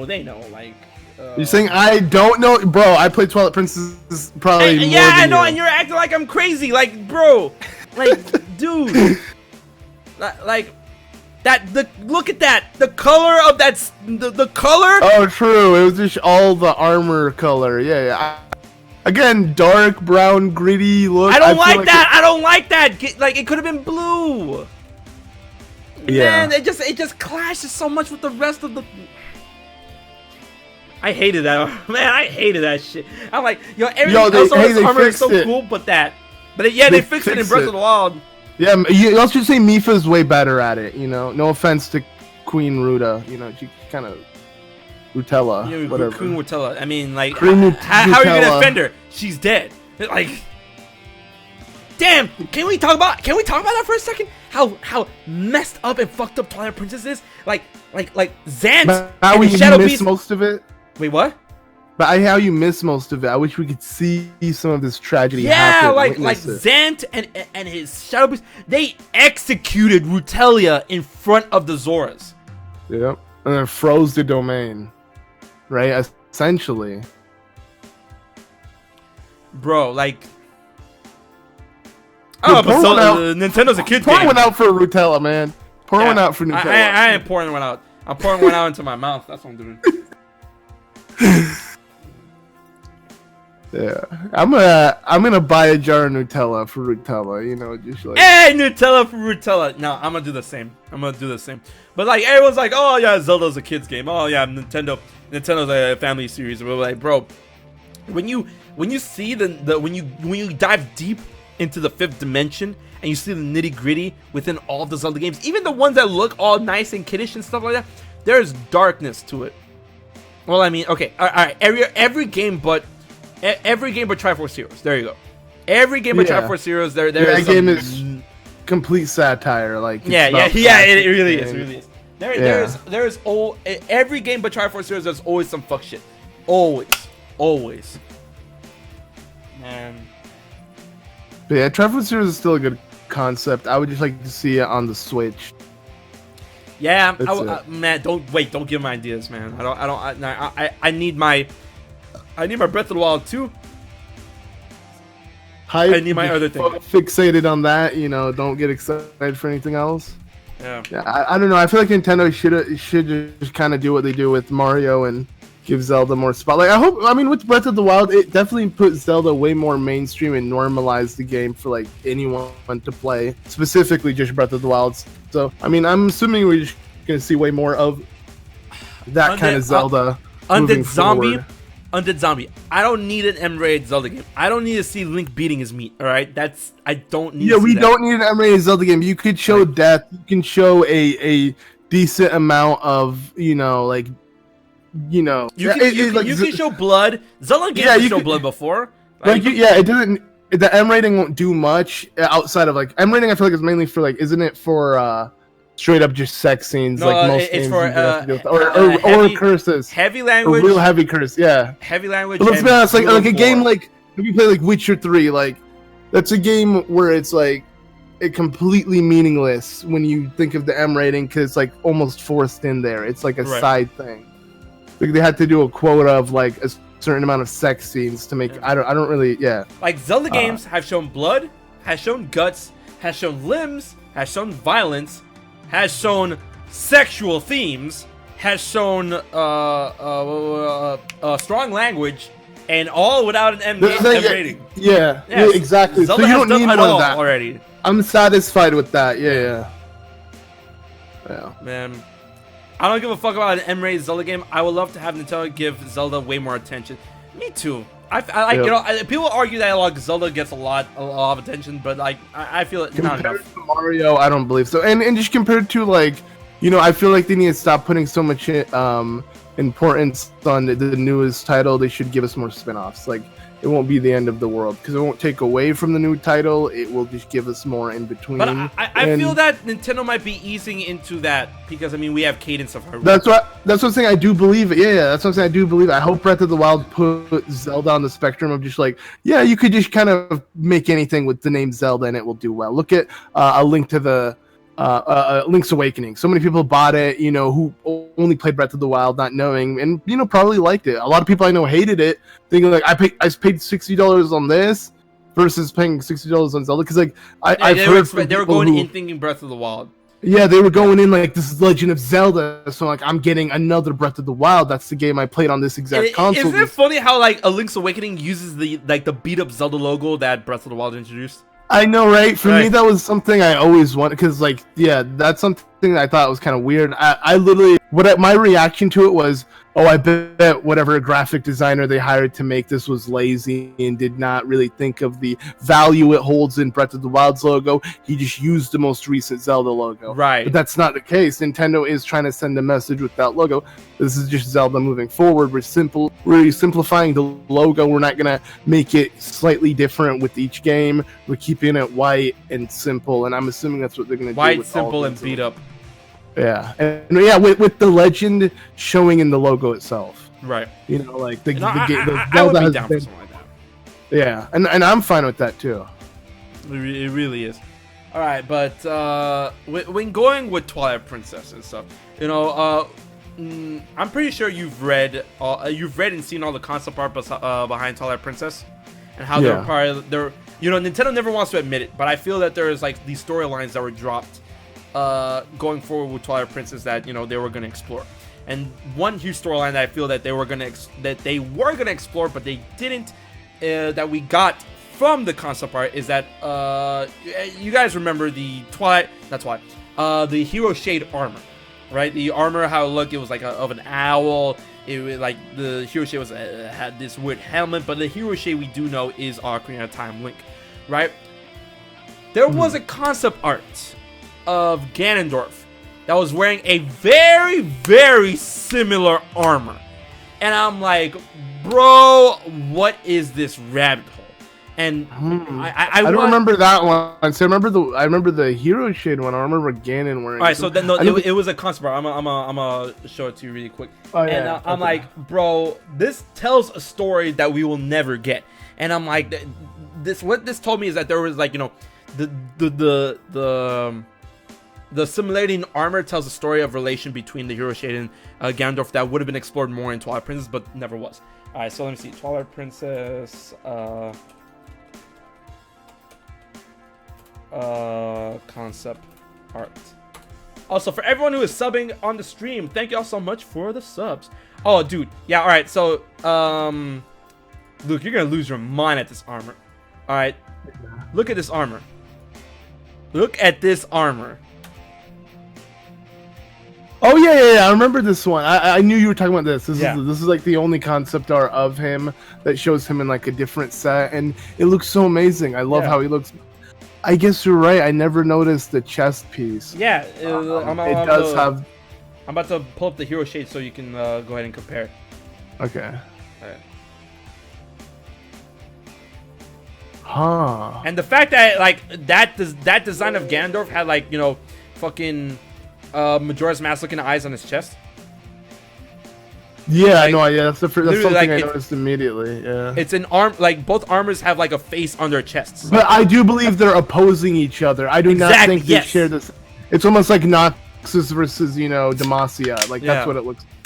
So it doesn't look like they're on the same. Like, you know, like, see, what I thought you were just saying was like, what if Ganondorf was Link's mentor? No. That's not it. I was saying they were opposing each other. There. Yeah, they were opposing each other. Like, you know, yeah. This continues the story that was told from Ocarina of Time in a very intimate way. And I'm like, bro, what? Like, can you imagine if Link and Ganondorf in the Child Timeline, thanks to this concept, kept fighting up until, you know, Link became the Hero Shade? Yeah. Like he kept fighting. Like, the story could have been like, oh, after Ganondorf got jailed and executed, but it didn't work. He, you know, ran out into Hyrule, and then Link had to answer the call of duty again, and then that's how he got this armor. And then they kept fighting until Link, you know, eventually, you know, breathed his last, and it became the Hero Shade. And then, you know, and in Twilight Princess, him teaching the fucking arts to the new Link is like, oh, this is me not being able to be Ganon, but you will be able to in your lifetime. I couldn't do it in my time. God fucking damn it, Nintendo. What if it was that? They used him as a tutorial. They used him literally as a tutorial, man. Like, there's so much character that could have been put in this. He could have just said a few lines like, do what I couldn't do. Right! Like, that's it. Fucking end off his phrasing with that, and then boom, everyone would have just been. All right. I'm gonna put on stream for you guys to freak out with me, and Luke. All right, so like you all know what the Hero Shade looks like. All right, this is what the Hero Shade looks like. All right, y'all already know. I would show it. Yeah. Yeah. This is the Ganondorf concept art that was not used in Twilight Princess. Look at their armors. Their armors are literally like the most identical part is just the fact that they represent different creatures on their face. One is an owl, and the other is some mask-looking demon. Yeah. And obviously, the whole demon thing is Ganon's thing, pig, demon. But I mean, I don't really see a pig. I see more of a demon, like even the Majora's Mask guys. But yeah, Ganon looks so amazing. But too bad none of this is confirmed. Obviously, your whole theory would have been none of it's amazing confirmed. Nintendo's not. If they showed us a better cutscene than these white weird spirits, you know, throwing a sword into his stomach, him pulling it out and literally slaughtering one, like that. In my opinion, while that scene was dark, I felt no emotion for these white spirits. You know what I'm saying? Like, they're just. Yeah, they don't look like anything. They didn't look like what they look like in OOT, where they were humans, they were people, and they evolved. Like, yeah, it was A lot of missed opportunity, I guess, is where we're getting at, which is Man, maybe straying away from the general idea. Like it really is. Something tells me that Nintendo and the developers of Zelda, here's the conspiracy. Here's the conspiracy of the fifth dimension. Here's the energy seeping out from my brain into y'all guys. I want to assume. And then, this going back to what you said earlier in the stream that, like, oh, Nintendo's not big brain enough for that kind of stuff when it comes to Zelda. I really want to assume that the writers and the team of Zelda really want to put together some sort of really big brain, super fuck shit story that, like, literally presents itself as some sort of fuck shit story. But, the higher ups, the real higher ups of Nintendo, like the executive producers, the shareholders, won't allow that kind of nonsense. They won't allow it it's because a big risk for a family game. Exactly. They want to maximize sales by having it. And that's why I do more spin-offs. Stop putting so much risk. But listen, that's why the story is not like as deep as this, because they want to please the shareholders that want to try and make this as broad to everybody. But then that's why they leave hints like this in order for people like us to pick up on. They're like, oh, we can't that's true. Yeah, we can't tell the story we wanted, but here's a glimpse on what we want to tell. I mean, look at so much unused shit from the Twilight Princess, like from the first 2 Twilight Princess, from the first 3 Twilight Princess trailers. So much unused shit that didn't make it into the final game. My God. I know that game was gonna be so amazing. I love how the game was originally gonna be so dark. Link had to have a torch out at all times, like. Well, not all times, but like there were sections in the game that it was necessary. In the actual game, it's used for a monkey fetch quest, and that's it. So, I never had a use, because I remember reading Game Informer when Twilight Princess first got announced, and they were saying that, like, in the field at night, monsters will be on the prowl. Like, monsters will the monster engagement rate will be multiplied by 3 or 5, right? And that lanterns are necessary for navigating your way when it becomes nighttime, right? Like, you will not be able to see. And I'm like, that sounds so dope. But then in the final product, I'm like, I can see clearly in nighttime, man. What the fuck? Yeah, that was like, this is not how it's like in real life. Have you guys ever traversed in nighttime where there's no natural or artificial light? Source that of shit is light. dark. Yep. Like, all you have is the moonlight, and if you ain't getting that, then you're if you don't have the moonlight, you're boned. Like, yeah.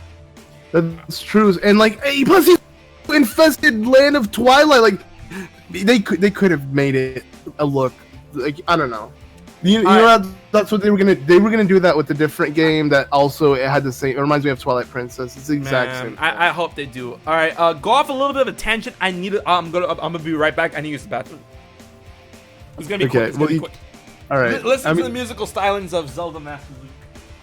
I mean, he gave me nothing to work with, so. What do I got? First topic in the chat. Let's go. Like how you can see the green screen error in his background. He's not really in the fifth dimension, guys. You can see the cropping.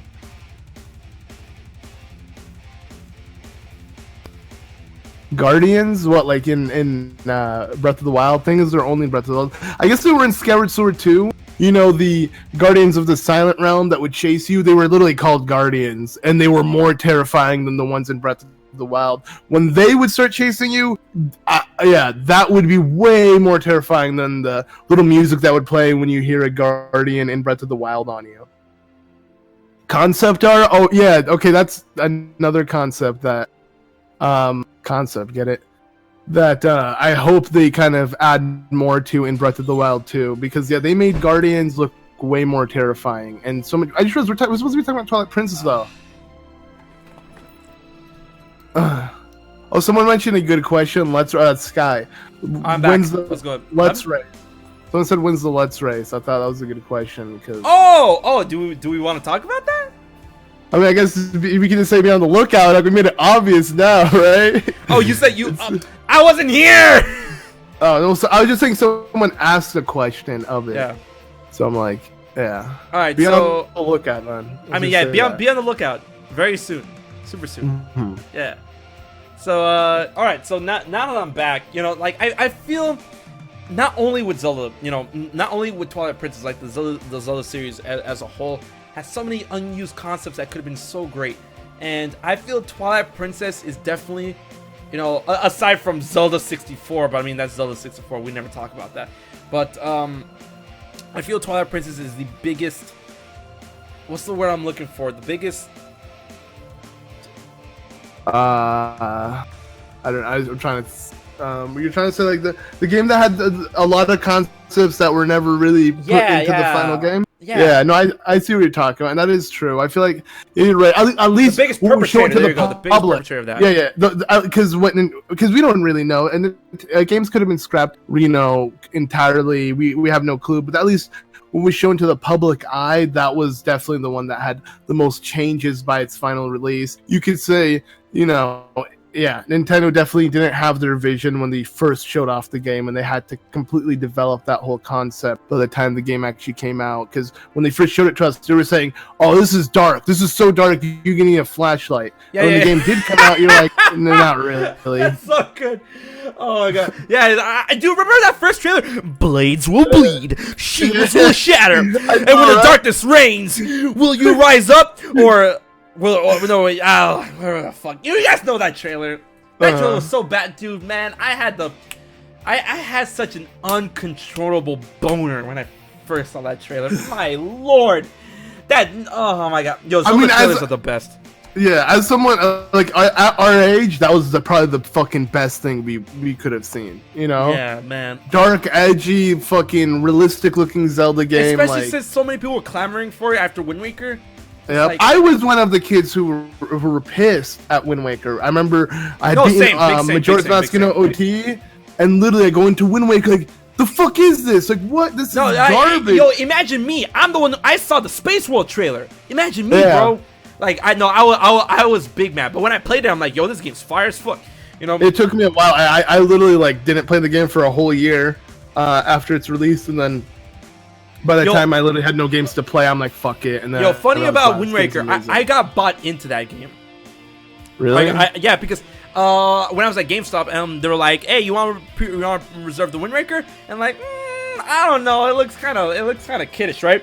And the guy's like, hey, if you pre-order, you get this awesome disc that has Ocarina of Time. Dude, everyone fucking got that shit too, man. And I was like, wait, Ocarina of Time. First it clicked to me. It's like, wait. Ocarina of Time on GameCube? It's like, yeah, and Master Quest. I'm like, what's a Master Quest? And he's like, oh, all the dungeons get remixed. I'm like, and that's back when pre-orders were good. Fuck, man. That's when pre-orders were fire as fuck. So I got goaded into Wind Waker, and I'm like, okay. Yeah, I feel like it's a pre-order so many people got, like, yeah, that was amazing. I do. No, oh my god, that pre-order was, that Master Quest pre-order God, was amazing. Man, that shit was so good. Yep, it had Zelda 1. Did it have Zelda 1 and Zelda 2 as well? Or am I thinking of something else? No, that was the collection disc. That was the collection edition. That was the collection disc. It had Majora's Mask. Yeah, Majora's Mask and Ocarina of Time. And then it had Wind Waker as another disc, right? Yeah. Dude, I sold my GameCube to get that. Yeah. The collection one had 20 minutes of Wind Waker, right? As a demo, yeah. Mm-hmm. And it in reality, it loaded up the whole game, right? Yeah, some people try to like play there were ways to bypass it to load up the whole game. That's ridiculous. Which is hilarious. Believe they stored the entire. They were that lazy. They were like, we can't come up with a demo sample. Let's just put the whole game, but restrict it to 20 minutes. Yeah. But man, that Master Quest pre-order boy, it was free. It was free. Dude.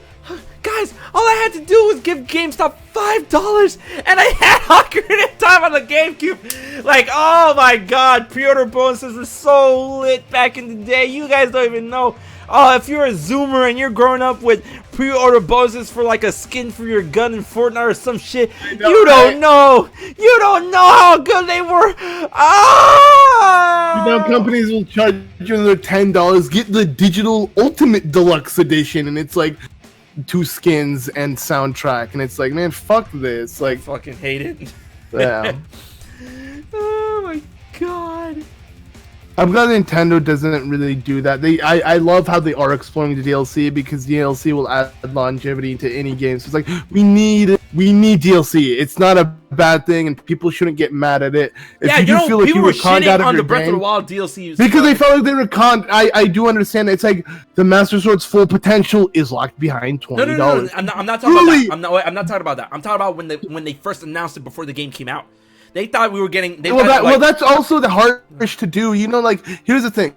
Hey guys, we're coming out with a new game. Also, the game has more content we're not putting in the game that you have to pay more for. Like that. To me, I never like games that do that. Release the fucking game, then release DLC as a promo later on instead of I do agree that whatchamacallit, what's the word? That the timing of the announcement was off. But people were all like, "Oh man, we're getting a spliced game. We're missing content." And then like when the game came out, like, you see how fucking big Breath of the Wild is? Shut the fuck up, you know? Yeah. But no, yeah, exactly. You know, right now you can't argue that, but it's still I don't like how companies do that because just like pretty much saying, "Give me $80 right now. Just give it to me right now for your full experience." Well, then why do it? You should sell the DLC when it's out. You know, for me, I'm not a huge fan of. I hate how every time I want to pre-order a game, it's like, oh, but get the whole package. And it's like, I want the full experience. The DLC in order I'm gonna buy a fucking game. I want everything. Yeah. But so it's like technically now we are spending $70 to $80 on a game. That's what games really cost. The DLC is padding and bullshit that is trying to bypass it. You know what game didn't do that? Kingdom Hearts 3. Yeah, it waited, right? They waited hard. The game, they're like, yeah, take more. That's great. In my opinion, that's great. Nah, we didn't. But it was also expensive though. Wait. You're like, when you're praising the shame, it was like fucking $30. $30 is amazing for what I got in Kingdom Hearts 3.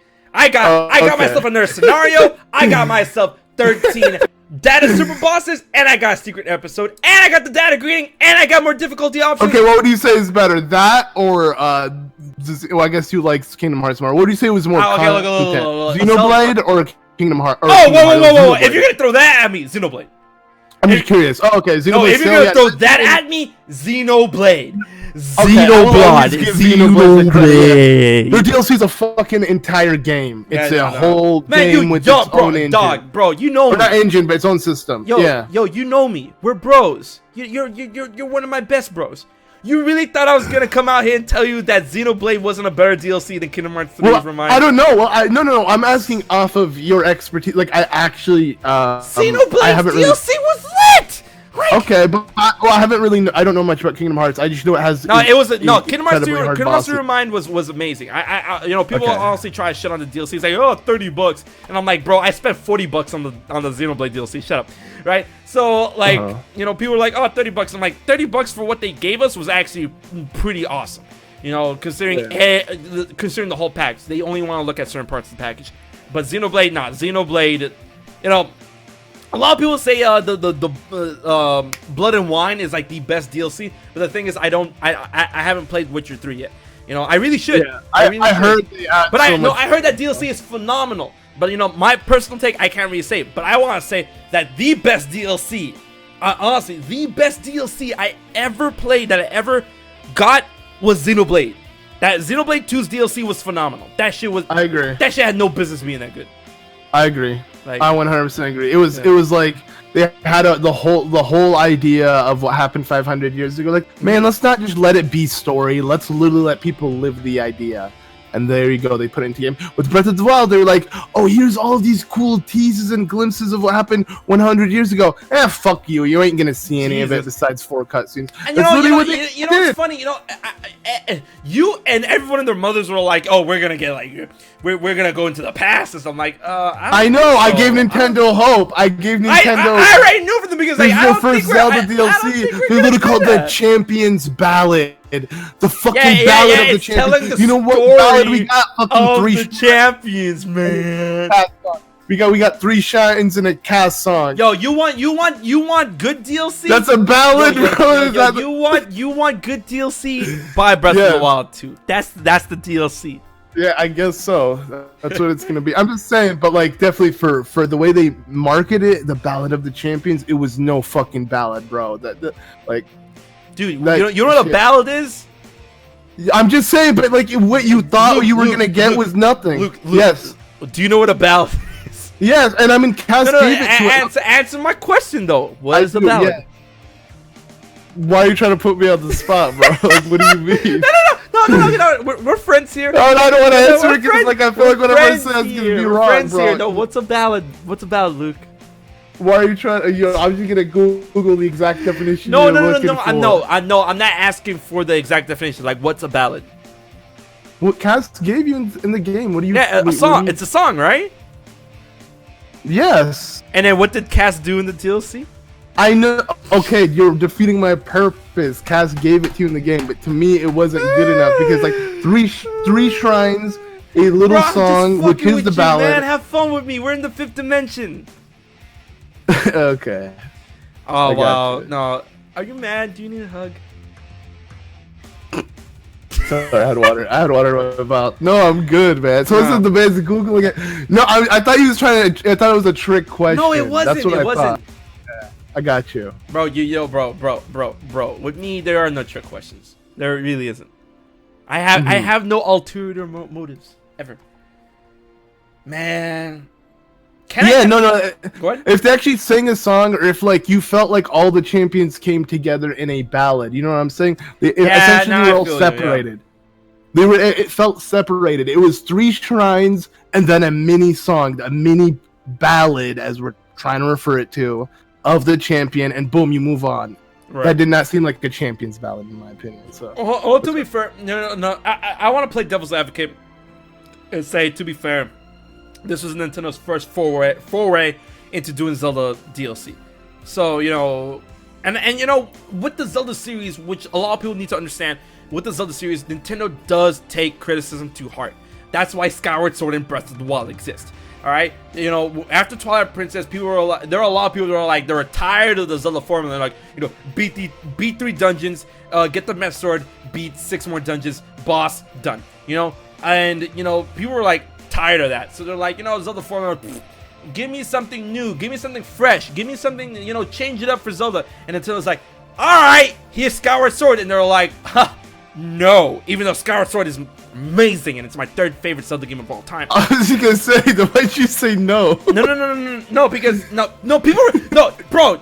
Oh, people. Yeah, I was like, you as a Final Fantasy fan cannot say Skyward Sword. No, I'm not. Okay. I love Skyward Sword.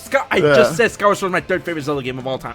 It's right behind Ocarina of Time. But people were like, no. And then they're like, okay, fine, no. Here's Breath of the Wild. And people are like, yeah, amazing. And there's still people like, it's not a Zelda game, though. What do you want? What? Okay, but the people who say it's not a Zelda game are people who play Link to the Past in their mom's basement. Let's just say that, okay? Right. Let's put it. Okay, I'm kidding, but I'm just saying. Wait, Starcat, like, here's a good way that Starcat put it. Starcat said, with HMK, there are no trick questions, only trick answers. Yeah. No. There you go. That's a trick answer. Oh my god. But yeah. So when it comes to criticism, some taking criticisms to heart, they do with Zelda. So with all the people talking about what they expected, what they wanted with the DLC, with the Champions Ballad, with the Master Trials and stuff, I really feel they're gonna take it to heart going forward, especially with Breath of the Wild 2, since it's gonna follow the same template of Breath of the Wild, and that the game literally came into being from like all these DLC ideas that they had too much of to decide to make a game out of. I honestly see DLC happening for Breath of the Wild 2 as well, and that they're gonna take the the criticism of Breath of the Wild's 1's DLC to heart moving forward. So yeah. Yeah, and I do hope they do the same. I'm kind of with you on that, boat. Yeah, but yeah, as well, I understand. When I get guys, when I get heated, sometimes my words kind of go off a tangent and stuff. And yes, English is my first language. Anyways, back to Twilight Princess. English is my second language. Hylian's my first. Hylian's my second language. I meant Bro, I would love a speakable Hylian language. Man. Same, actually. That'd be cool. Bro, it doesn't matter. I would prefer for them not to complicate it too much. Like, I don't know. You know, it's already cool that they put little Easter eggs of text in Hylian if you do go out of your way to translate it. So, I think that's good enough. Did you ever play Star Fox Adventures? Yes. And you know the that one where you go dinosaur planet, planet. Dinosaur language, dino language is completely translatable, and that you can like completely learn it. You know, right? What a waste of time. I just said, I don't fuck, who the fuck am I speaking? Oh my god.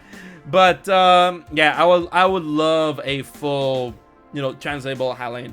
I can read Twilight Princess, Skyward Sword, and Wind Waker Hylian. I'm still working. Ocarina of Time Hylian is hard because it's based off of Japanese. That shit's hard to read. Holy shit. You know. So things don't translate well. You have to first translate into a Japanese way of characters, first you have to then make it. Yeah. I see. First you have to translate into Japanese and translate that into English. And I'm like, bro, man, what the fuck? And I don't blame them, but I'm like, damn. It's cool though that you have to decipher a video game. I think that's pretty cool. Mm-hmm.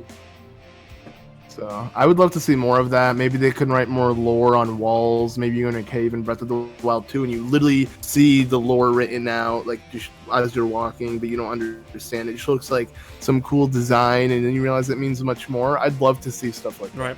Rip Twilight Princess talk. No. We just went off a tangent. That's what happens in the 5th dimension, right? We're going back to Twilight Princess. Yeah, it was seeded from Twilight Princess. Yeah, you know, it was. There you go. Thank you. Linked. See, Luke understands the 5th dimension. It was seeded from Twilight Princess. But you know, with Twilight Princess, I have to say, I have to get this off my chest. Like, I have it's just Twilight. It's literally just Twilight Princess at this point. Well, I mean. It was Twilight Princess and Breath of the Wild, but not Breath of the Wild more because we got the confirmation of Breath of the Wild 2. But Twilight Princess is the main Zelda game that I want them to continue.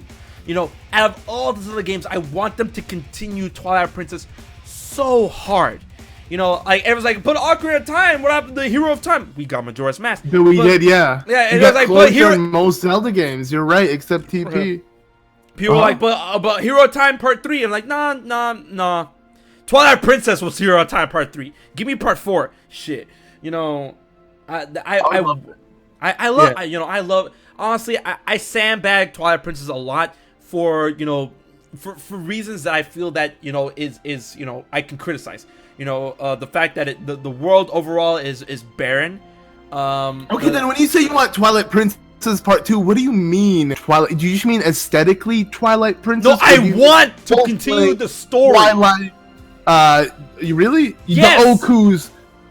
You want those back? You want all of that shit? You want the Twilight Princess world back? You want to live in I want it back. Let's see. Because that's what I'm saying. Twilight Princess story was amazing. It's one of my. I just want a dark Zelda game that looks like TP. I would love to see more TP, but I would rather have that aesthetic they went for, that those dark cutscenes, the freaky nature Zant gave you, all of that. I feel, but I want to go back to Twilight Princess specifically, and the fact that they're going back to Breath of the Wild, I'm like, bro, that's so dope. And I want to go back to Twilight Princess, and that Wii U demo gave me so much hope. It really did. You know, because that story was so good. It fantasized me so. It fascinated me so much. You know, but I don't really see ourselves getting a part 2 unless, like, what could happen, you know, like, because we already got confirmed that Zant comes back with, or not Zant, the Ganon comes back with what is it, the Cyclone version of Vati, you know, in Forest Adventures. So it's like already its history is written out for Twilight Princess's line. It really I felt like, I mean, I feel this. I feel there's leeway. I feel there's there is. Oh yeah, they're just throwing in the middle of a, you know, timeline gap. Throwing, oh well, this fits in here. They can do that now. They have so much, and Breath of the Wild alone, they can jump back into the story as much as they want, as long as it involves Ganon if they want to. But I doubt it, because I don't want to evolve. You know, for a Twilight Princess sequel, I want Minute to return, and I want to explore more of the Twilight Realm, the Twilight, their backstory. I want to understand more. I would love that too. I just wanted a Colin spinoff. That's what I want. The thing with the Triforce was so lightly touched upon in Twilight Princess, I want them to touch upon that more. Like, where did it go? We still don't know where the Triforce of Power went after Twilight Princess in the Child timeline. We don't know. We don't know. It's in Ganon. They never took it from him. They can't. No, it disappeared from Ganondorf at the end of Twilight Princess, and in Ganon Forces Adventure, at the very end. But it was with him when they were trying to execute him all the way. I know that it was with him. His last breath, I guess. When Link finally killed him at the end, it went away. Okay. Yeah. Because that was the only thing keeping him alive. Yep. And or the contract with Zan. Yeah. Man, because that form he took in order to like lure Zant into his whole plan, like he presented himself as a god. Man, Twilight Princess story is so fucking good. Holy shit. That is cool. I would love to see Zant push to that level and to because Zant also was given kind of a shitty life, right? He wasn't at first a shitty person. Well, no, yeah, he wasn't a shitty person. Like, no, he wasn't a shitty person, and he wasn't given a shitty life. He was just big mad. He was butthurt because he wasn't king. Is that it? He thought he was gonna be the next in line for the throne, but then they're like, wait, Midna is like direct bloodline, so. What you mean? And then Zan got butthurt. And then he got big mad, and then that's when he went off super mad, and then he saw Ganon. Yeah. Someone said, what shard of the Triforce would stick with you if you touched it? I bet you would say power with how much you represent red and, in my heart, that's hard. Courage. Yeah, that's hard. I don't want to say power because of the stigma behind it with Ganondorf and all the good jazz, but I mean, like, dude, you would be power though. I'm just saying with I would be power, yeah. You would hunger for the power. You don't want it just to be courageous, bro. I feel like I'd pick courageous because I already have it tatted, so I got a rep.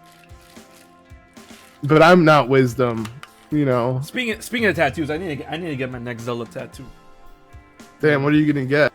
I don't know yet. I just want another one. Like I have two Zelda tattoos already, and I just want another one. For those who don't know, like, so Luke, you only have one, right? Yeah, just one, but I want to get more as well. Oh, big same. So Luke has a Zelda tattoo, which is a Triforce with the Courage one marked, right? Literally on my hand, no fuck. Yeah. And then my two Zelda tattoos is I got this way back when, which is the Zelda Z with the sword through it. And what's funny? There's this one person that looked at this tattoo is like, oh, is that Z for Zoro? And I'm like, all right, man. So I got this tattoo, and everyone's and then a lot of people were like, "Oh, I like how you did the Breath of the Wild thing for the regular Zelda Z," and I'm like, no, wow, I had this way before Breath of the Wild was even conceived. I mean, A Link to the Past, I didn't have the Master Sword, but it literally was the first logo to have that's where I based it off of. And then my other Zelda tattoo is this, which is HMK in Skyward Sword Highlight. Oh, nice. Yeah. I got cool. Actually, I would want something like that. Damn. Right? Isn't it dope? I'm not Hylian. It looks so. It looks like art. Right. It looks beautiful. It's HMK in Skyward Sword Highland that I got it for when I hit 100K. I decided to just brand it on my skin like that. This one hurt. I have 1, 2, 3, 4. I have 4 tattoos, and this one hurt the most, like a bitch. Like I have this one. Which I'm half Mexican, so like Mexicano right here, right? I have this one, and this one hurt because like all of the what do you call it? All of the the fine lining, the lining hurt. A really thin needle, right? That hurt like a bitch. And then I got these two. This is my first tattoo, which means reason. And then people are like, why'd you get that tattoo? It means reason. So what's the reason? That's the reason. I literally that's my first tattoo was a joke. It was literally a joke. In Japanese, the reason behind right? the tattoo, like, cause it's reason. Get it? And then I got this one, which is a Zelda one. And then I got this one, and this one hurt because of like it was on top of all the veins in my arms right here. Holy shit. Has anyone ever mistook the Hylian as another language, like thinking you got yes, it in, yes, like, so many times. Like, is that Japanese? Like, nah, like, is that Japanese? Is that, Dude, I had a dude literally say, "Yo, man, dude, this is cool. You got a tattoo of a shape on your hand too, man." Because literally he had a square on his arm, and he's like, "Yeah, man, I just wanted a shape, I didn't really know what I wanted," and I'm just like, okay, because literally he's like, it's cool. You also got a shape as a tattoo. He did not get the reference whatsoever. He literally thought I was just going for a triangle tattoo. Man, I don't know what's worse, that story or the Zoro story when they're like. That's what I'm saying. They're both pretty shit. Yeah, like, what the fuck? Like Zoro is not like that. First of all, Zoro wields a rapier, and Zoro's Z is like very thin and on fire. So no. I understand mine is a shape. It's like you would think it would symbolize something. It's like, oh, this dude tattooed a triangle on his hand. Mm-hmm. But the one I do want to get next, actually, have you seen FMA? Mm-hmm. Okay, you know the homunculus. Oh yeah, the tattoo? symbol. Yeah. Oh, that's a dope-ass tattoo. But I had that remade into a Triforce in the middle and Volvagia surrounding it. Do it. It's already been made. I'm gonna have actually a really good tattoo artist to do it. That's but I'm gonna do that. I'm gonna do it like above my chest, you know, like kind of near my neck or something. Kind of like I feel like Creed had it there. One of the homunculi. No, wait. Lust had it there. Oh, Lust? Lust had it on her chest. Over tits. Somewhere. Yeah. Near tits, probably. Right. But yeah, either way, I want to like fuse the idea of homunculi with Zelda and kind of make it its own thing. Oh my god, that would be so cool. Man, I'm just here waiting for a Zelda game where Link has.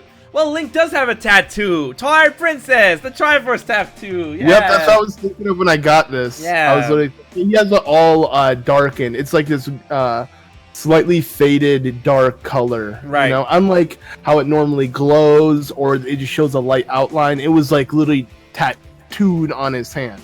I really like that concept. Like you know, he was born with that kind of stuff. Like, you know, the Triforce of Courage passed down, and that's how you know that he is a descendant from Link from Ocarina of Time. Because in the Child Timeline, when Link returned from the future in order to warn Zelda and the King of Hyrule of Ganondorf, he returned with the Triforce of Courage. Because, I mean, he already split it by that time, and then he used that as proof. And of course, you know, when we think about it, it stayed with him.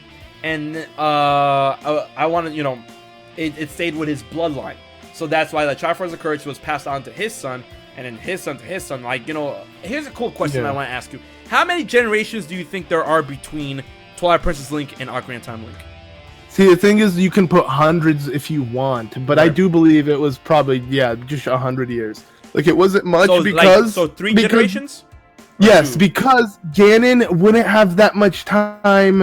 Like, Ganon would have done so much if it was, like, multiple generations. You know what I'm saying? Because if it was more than that, think about that he failed his in the execution, and he just got withhold of Zant and the Twilight, and everything was changing. So that had to happen in the span of, you know, less than 100 years, I want to believe, not, you know, thousands of years that Zelda's known. Definitely not. No way. Yeah. So yeah, definitely that. I do believe maybe Link, you know, got with Malone or something. And, you know, like the ranch hand. Country, became a countryman. You know. Yeah, because there's no way, you know, like if Link actually got with Zelda, like, you know, someone of royal blood. Oh no, then it would have been connected. Yeah, exactly. Yeah. No, I don't believe Link and Zelda ever end up together because it would just fuck up the concept of Link and Zelda, the Triforce being under one roof. You know, Link is always supposed to be coming from outside. Right. He's always coming from he's always. But then that breaks my heart because there's so many good Link and Zelda parents. I believe Skyward Sword. Skyward Sword. There's Skyward Sword and Waker. Okay. No, I believe Skyward Sword and you're right. Skyward Sword, they were literally the Adam and Eve of Hyrule. Right. Same thing with Phantom Hourglass into Spirit Tracks, or Wind Waker into Spirit Tracks. They were like the Adam and Eve of New Hyrule. So that also makes sense.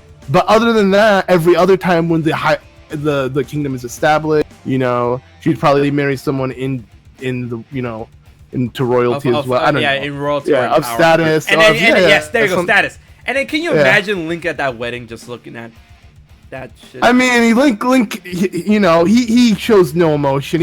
There's a million other women who want him. You know, I don't think. Yeah, a bajillion. I feel like he'd fit better with Peya instead because they're both like servants to Hylia. Did you say Peya? Or Paya, my bad. Papaya. I know, I always do that. No, big same, man.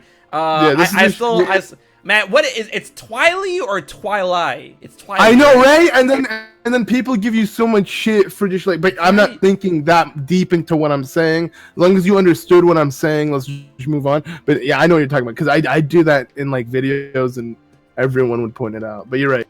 Right. Paya. Yeah, so you know, like, yeah, so I definitely go in line with the theory that, like, you know, Link ended up with Malon in the child timeline and stuff, and that, like, if he ended with Zelda, that would fuck up the bloodline, and, you know, like the fact that, you know, someone descendant of royal blood would end up in a shit style like Orden, but then that would be a good way to separate them, just in case, or I don't fucking know. Anyways, you know, I want to believe there's at least 3 generations between Ocarina of Time Link and Twilight Princess Link. So that would make Ocarina of Time Link Twilight Princess Link's great grandfather. And then I feel like that concept of them passing down the Triforce from, you know, each generation to that, and then that's how Link was born with it in Twilight Princess is actually really fucking neat. You know? Yeah, I agree.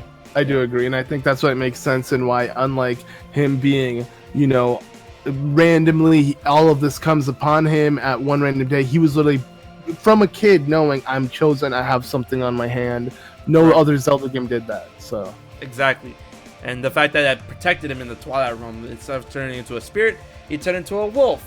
And like, I like it, but I hate it. I don't like that concept. It's definitely like a you know, like a preference. Like, you know, they wanted Link to they wanted to try something new. They turned him into a dog. Like, when you think wolf, like when you think darkness, shadow, all that stuff, what would you rather have, a bat or a wolf? Like, really? No, of course, yeah. I'd rather much rather have a beast. Like, yeah, and no matter what, I love Wolf Link's design. I'm just saying, like, out of everything we've gotten in Zelda, this is definitely the most bizarre concept held today, in my opinion. Can we talk about how each Link in each Zelda game has like a specific strength, and that in Twilight Princess, Link is literally a Beastmaster? Can we talk about that? True, with the goat. How you heard with the goat, with Epona, with the hawks. Mm-hmm. Like Link is literally a beast. That was the only game you had to retame Epona, like when she went wild. Right, like, I find that concept so cool that people like glance over. Like, Link is literally a beast. Well, Breath of the Wild, he was kind of a wild master. He, you know, not really. I feel like he wasn't more really in tune. Like, he was more in tune with surviving the wild than being with the wild. True, you're right. You know, it would have been nice to like actually have animals walk up to Link and love Link, and not like him scare everything. Exactly. I mean, he was a You're right. He didn't give off that vibe. Like before he became a wolf, Link was already immensely in tune with the goats, with the hawks, with the horses, with cats, with dogs. He's already immensely in tune. And then after he became a wolf, it just got better. Like, he was able to communicate with, like, could all these other communicate things. with them. That is so true. You're right. Man, it definitely Link was much more in tune with animals in Twilight Princess than any other game. And that's a concept I feel like people they glance over, and I appreciate that concept so much more in that shit. Like, Link is Snow White. No, not like that. Like, what? Link is like Snow White. That's what I was thinking. Like, bro, like at that point, you know. You can't do it. Snow White had animals do everything for her. Like, you know, that essentially Link could, as a wolf, he can communicate with them. As a wolf, but not as a human. That's what Snow White is. True. But Link did have the hawk, you know, knocked down. Remember the hawk? Even the hawk, remember? Yeah. Wow. God, Twilight Princess was such a good fucking game. Yeah, man, I want to play it right now. I just want to me too, man. Village. God, put it on the Switch. Hurry up. Yeah. I got all the amiibos, man. Just give me the... God damn it, Nintendo, please. Yeah. Yo. I watched... Guys, let me see that hashtag on Twitter. Twilight Princess on Switch. 5th Dimension. Yeah. Come on. Come fucking on, man. Like... we need these ports, and that no one can say, "Oh, but it'd be difficult." They ported so many fucking Wii U games. They can port Twilight Princess and Wind Waker HD. I don't give a fuck about Skyward Sword right now if that's supposed to be difficult to port, but like that's just free money for Nintendo. Exactly. Porting those two games is everyone's gonna buy it. I mean, most they people don't have a all Wii U, these other and if you have a games. Wii U, it's gathering dust. You know, I have a Wii U. I'd rather fucking spend $60 and buy it on my Switch right now. Hell yeah, dude! I'm telling you right now. As soon as Breath of the Wild, no, as soon as Wind Waker and Twilight Princess HD end up on the wait, no, I gotta take that back. All right, as soon as Twilight Princess, Wind Waker, and Skyward Sword end up on the Switch, I'm destroying my Wii U. Like, there's no reason for me to own it at this point. Like, actually, facts, like for real. Right. No, well, there is the Metroid trilogy that you can play easier on it. Because it's on the Wii. Man. Yeah.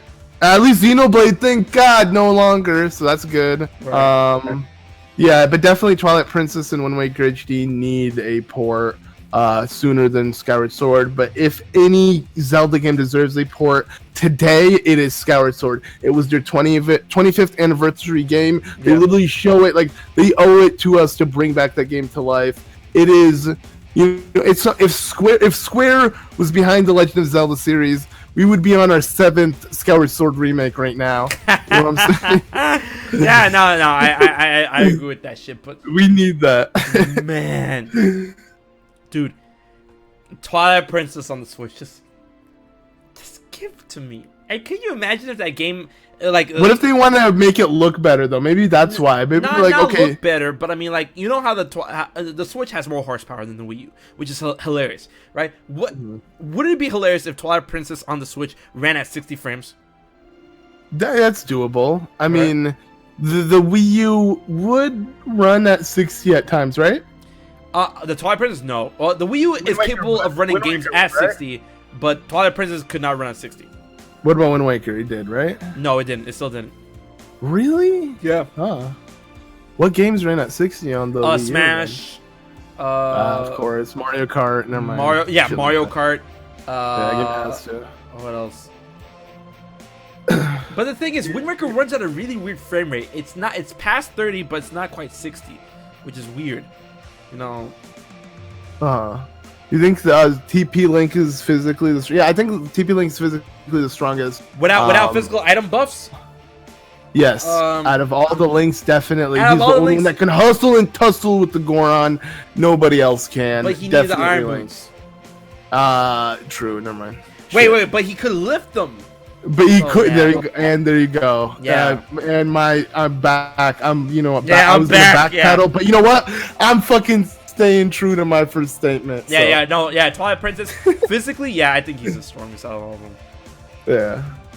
Yo, Twilight Princess Link is busted. Like, what the fuck? He was definitely the most buff, in a sense. Let's say that, physique-wise. Like, even though, like, none of the links are really, like, compared to Ganondorf, they're twigs, but... Right.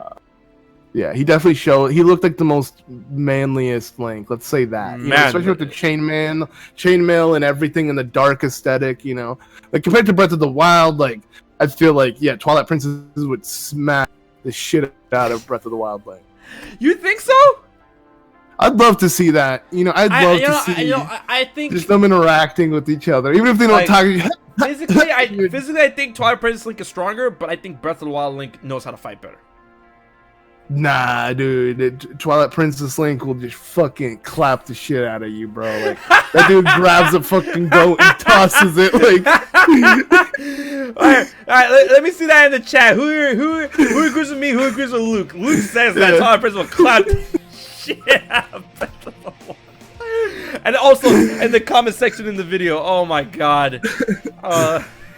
Please, choose your vote. Breath of the Wild versus TP. Oh, that's hilarious. Holy shit. Oh my god. Yeah. Blue Moon Aura first is like, I agree with Luke. Oh wait, Breath of the Wild Link. That guy says Breath of the Wild Link got you though. Really? I don't believe so. Like he doesn't do anything that shows a lot of physical strength in Breath of the Wild. But it's not about physical strength all the time.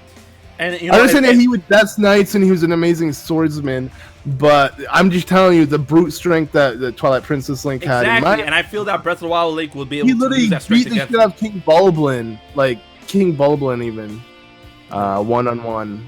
I don't know, TP looked so badass. He was a true hero. He was Colin's hero. You know, I looked at Link the way Colin sees Link. You know, he's just like, okay, I need chill. Man. here's a cool question that I would like to end off the stream off of. All right. Since Twilight Princess took place in the child timeline, and of course, Twilight Princess Link got the hero's garb, the hero's clothes, the hero's armor from Pharaon. Do you believe, and here's the give or take, and then I'll give my take right after I say the question, and then you answer the question to me. Do you believe that the armor, because of course the armor that Pharaon gave Link said, oh, it belonged to a previous hero. Do you believe that was Ocarina of Time Link's armor, or Skyward Sword Link's armor? And I believe that was Skyward Sword Link's armor that was very old and they had to stitch back up. I do too. The reason why, one, obviously the chainmail, aesthetically they both look alike. But aside from that, every other Link was born just randomly wearing green. They never explained it. That was the first one. They were like, there's meaning behind your outfit. There's meaning behind this. And this is passed down from heroes. No other Link had that, go on. So it did make sense that would have been passed down from Skyward Sword and or some other Legend of Zelda game that isn't existing in, the timeline right now, but somehow has happened and they, took value in his outfit. But I mean, it's most likely Skyward Sword. Yeah, I think it's Skyward Sword too. Yeah. Alright guys, thank you so much for diving deep into the 5th dimension with your boys HMK and ZeldaMaster Luke.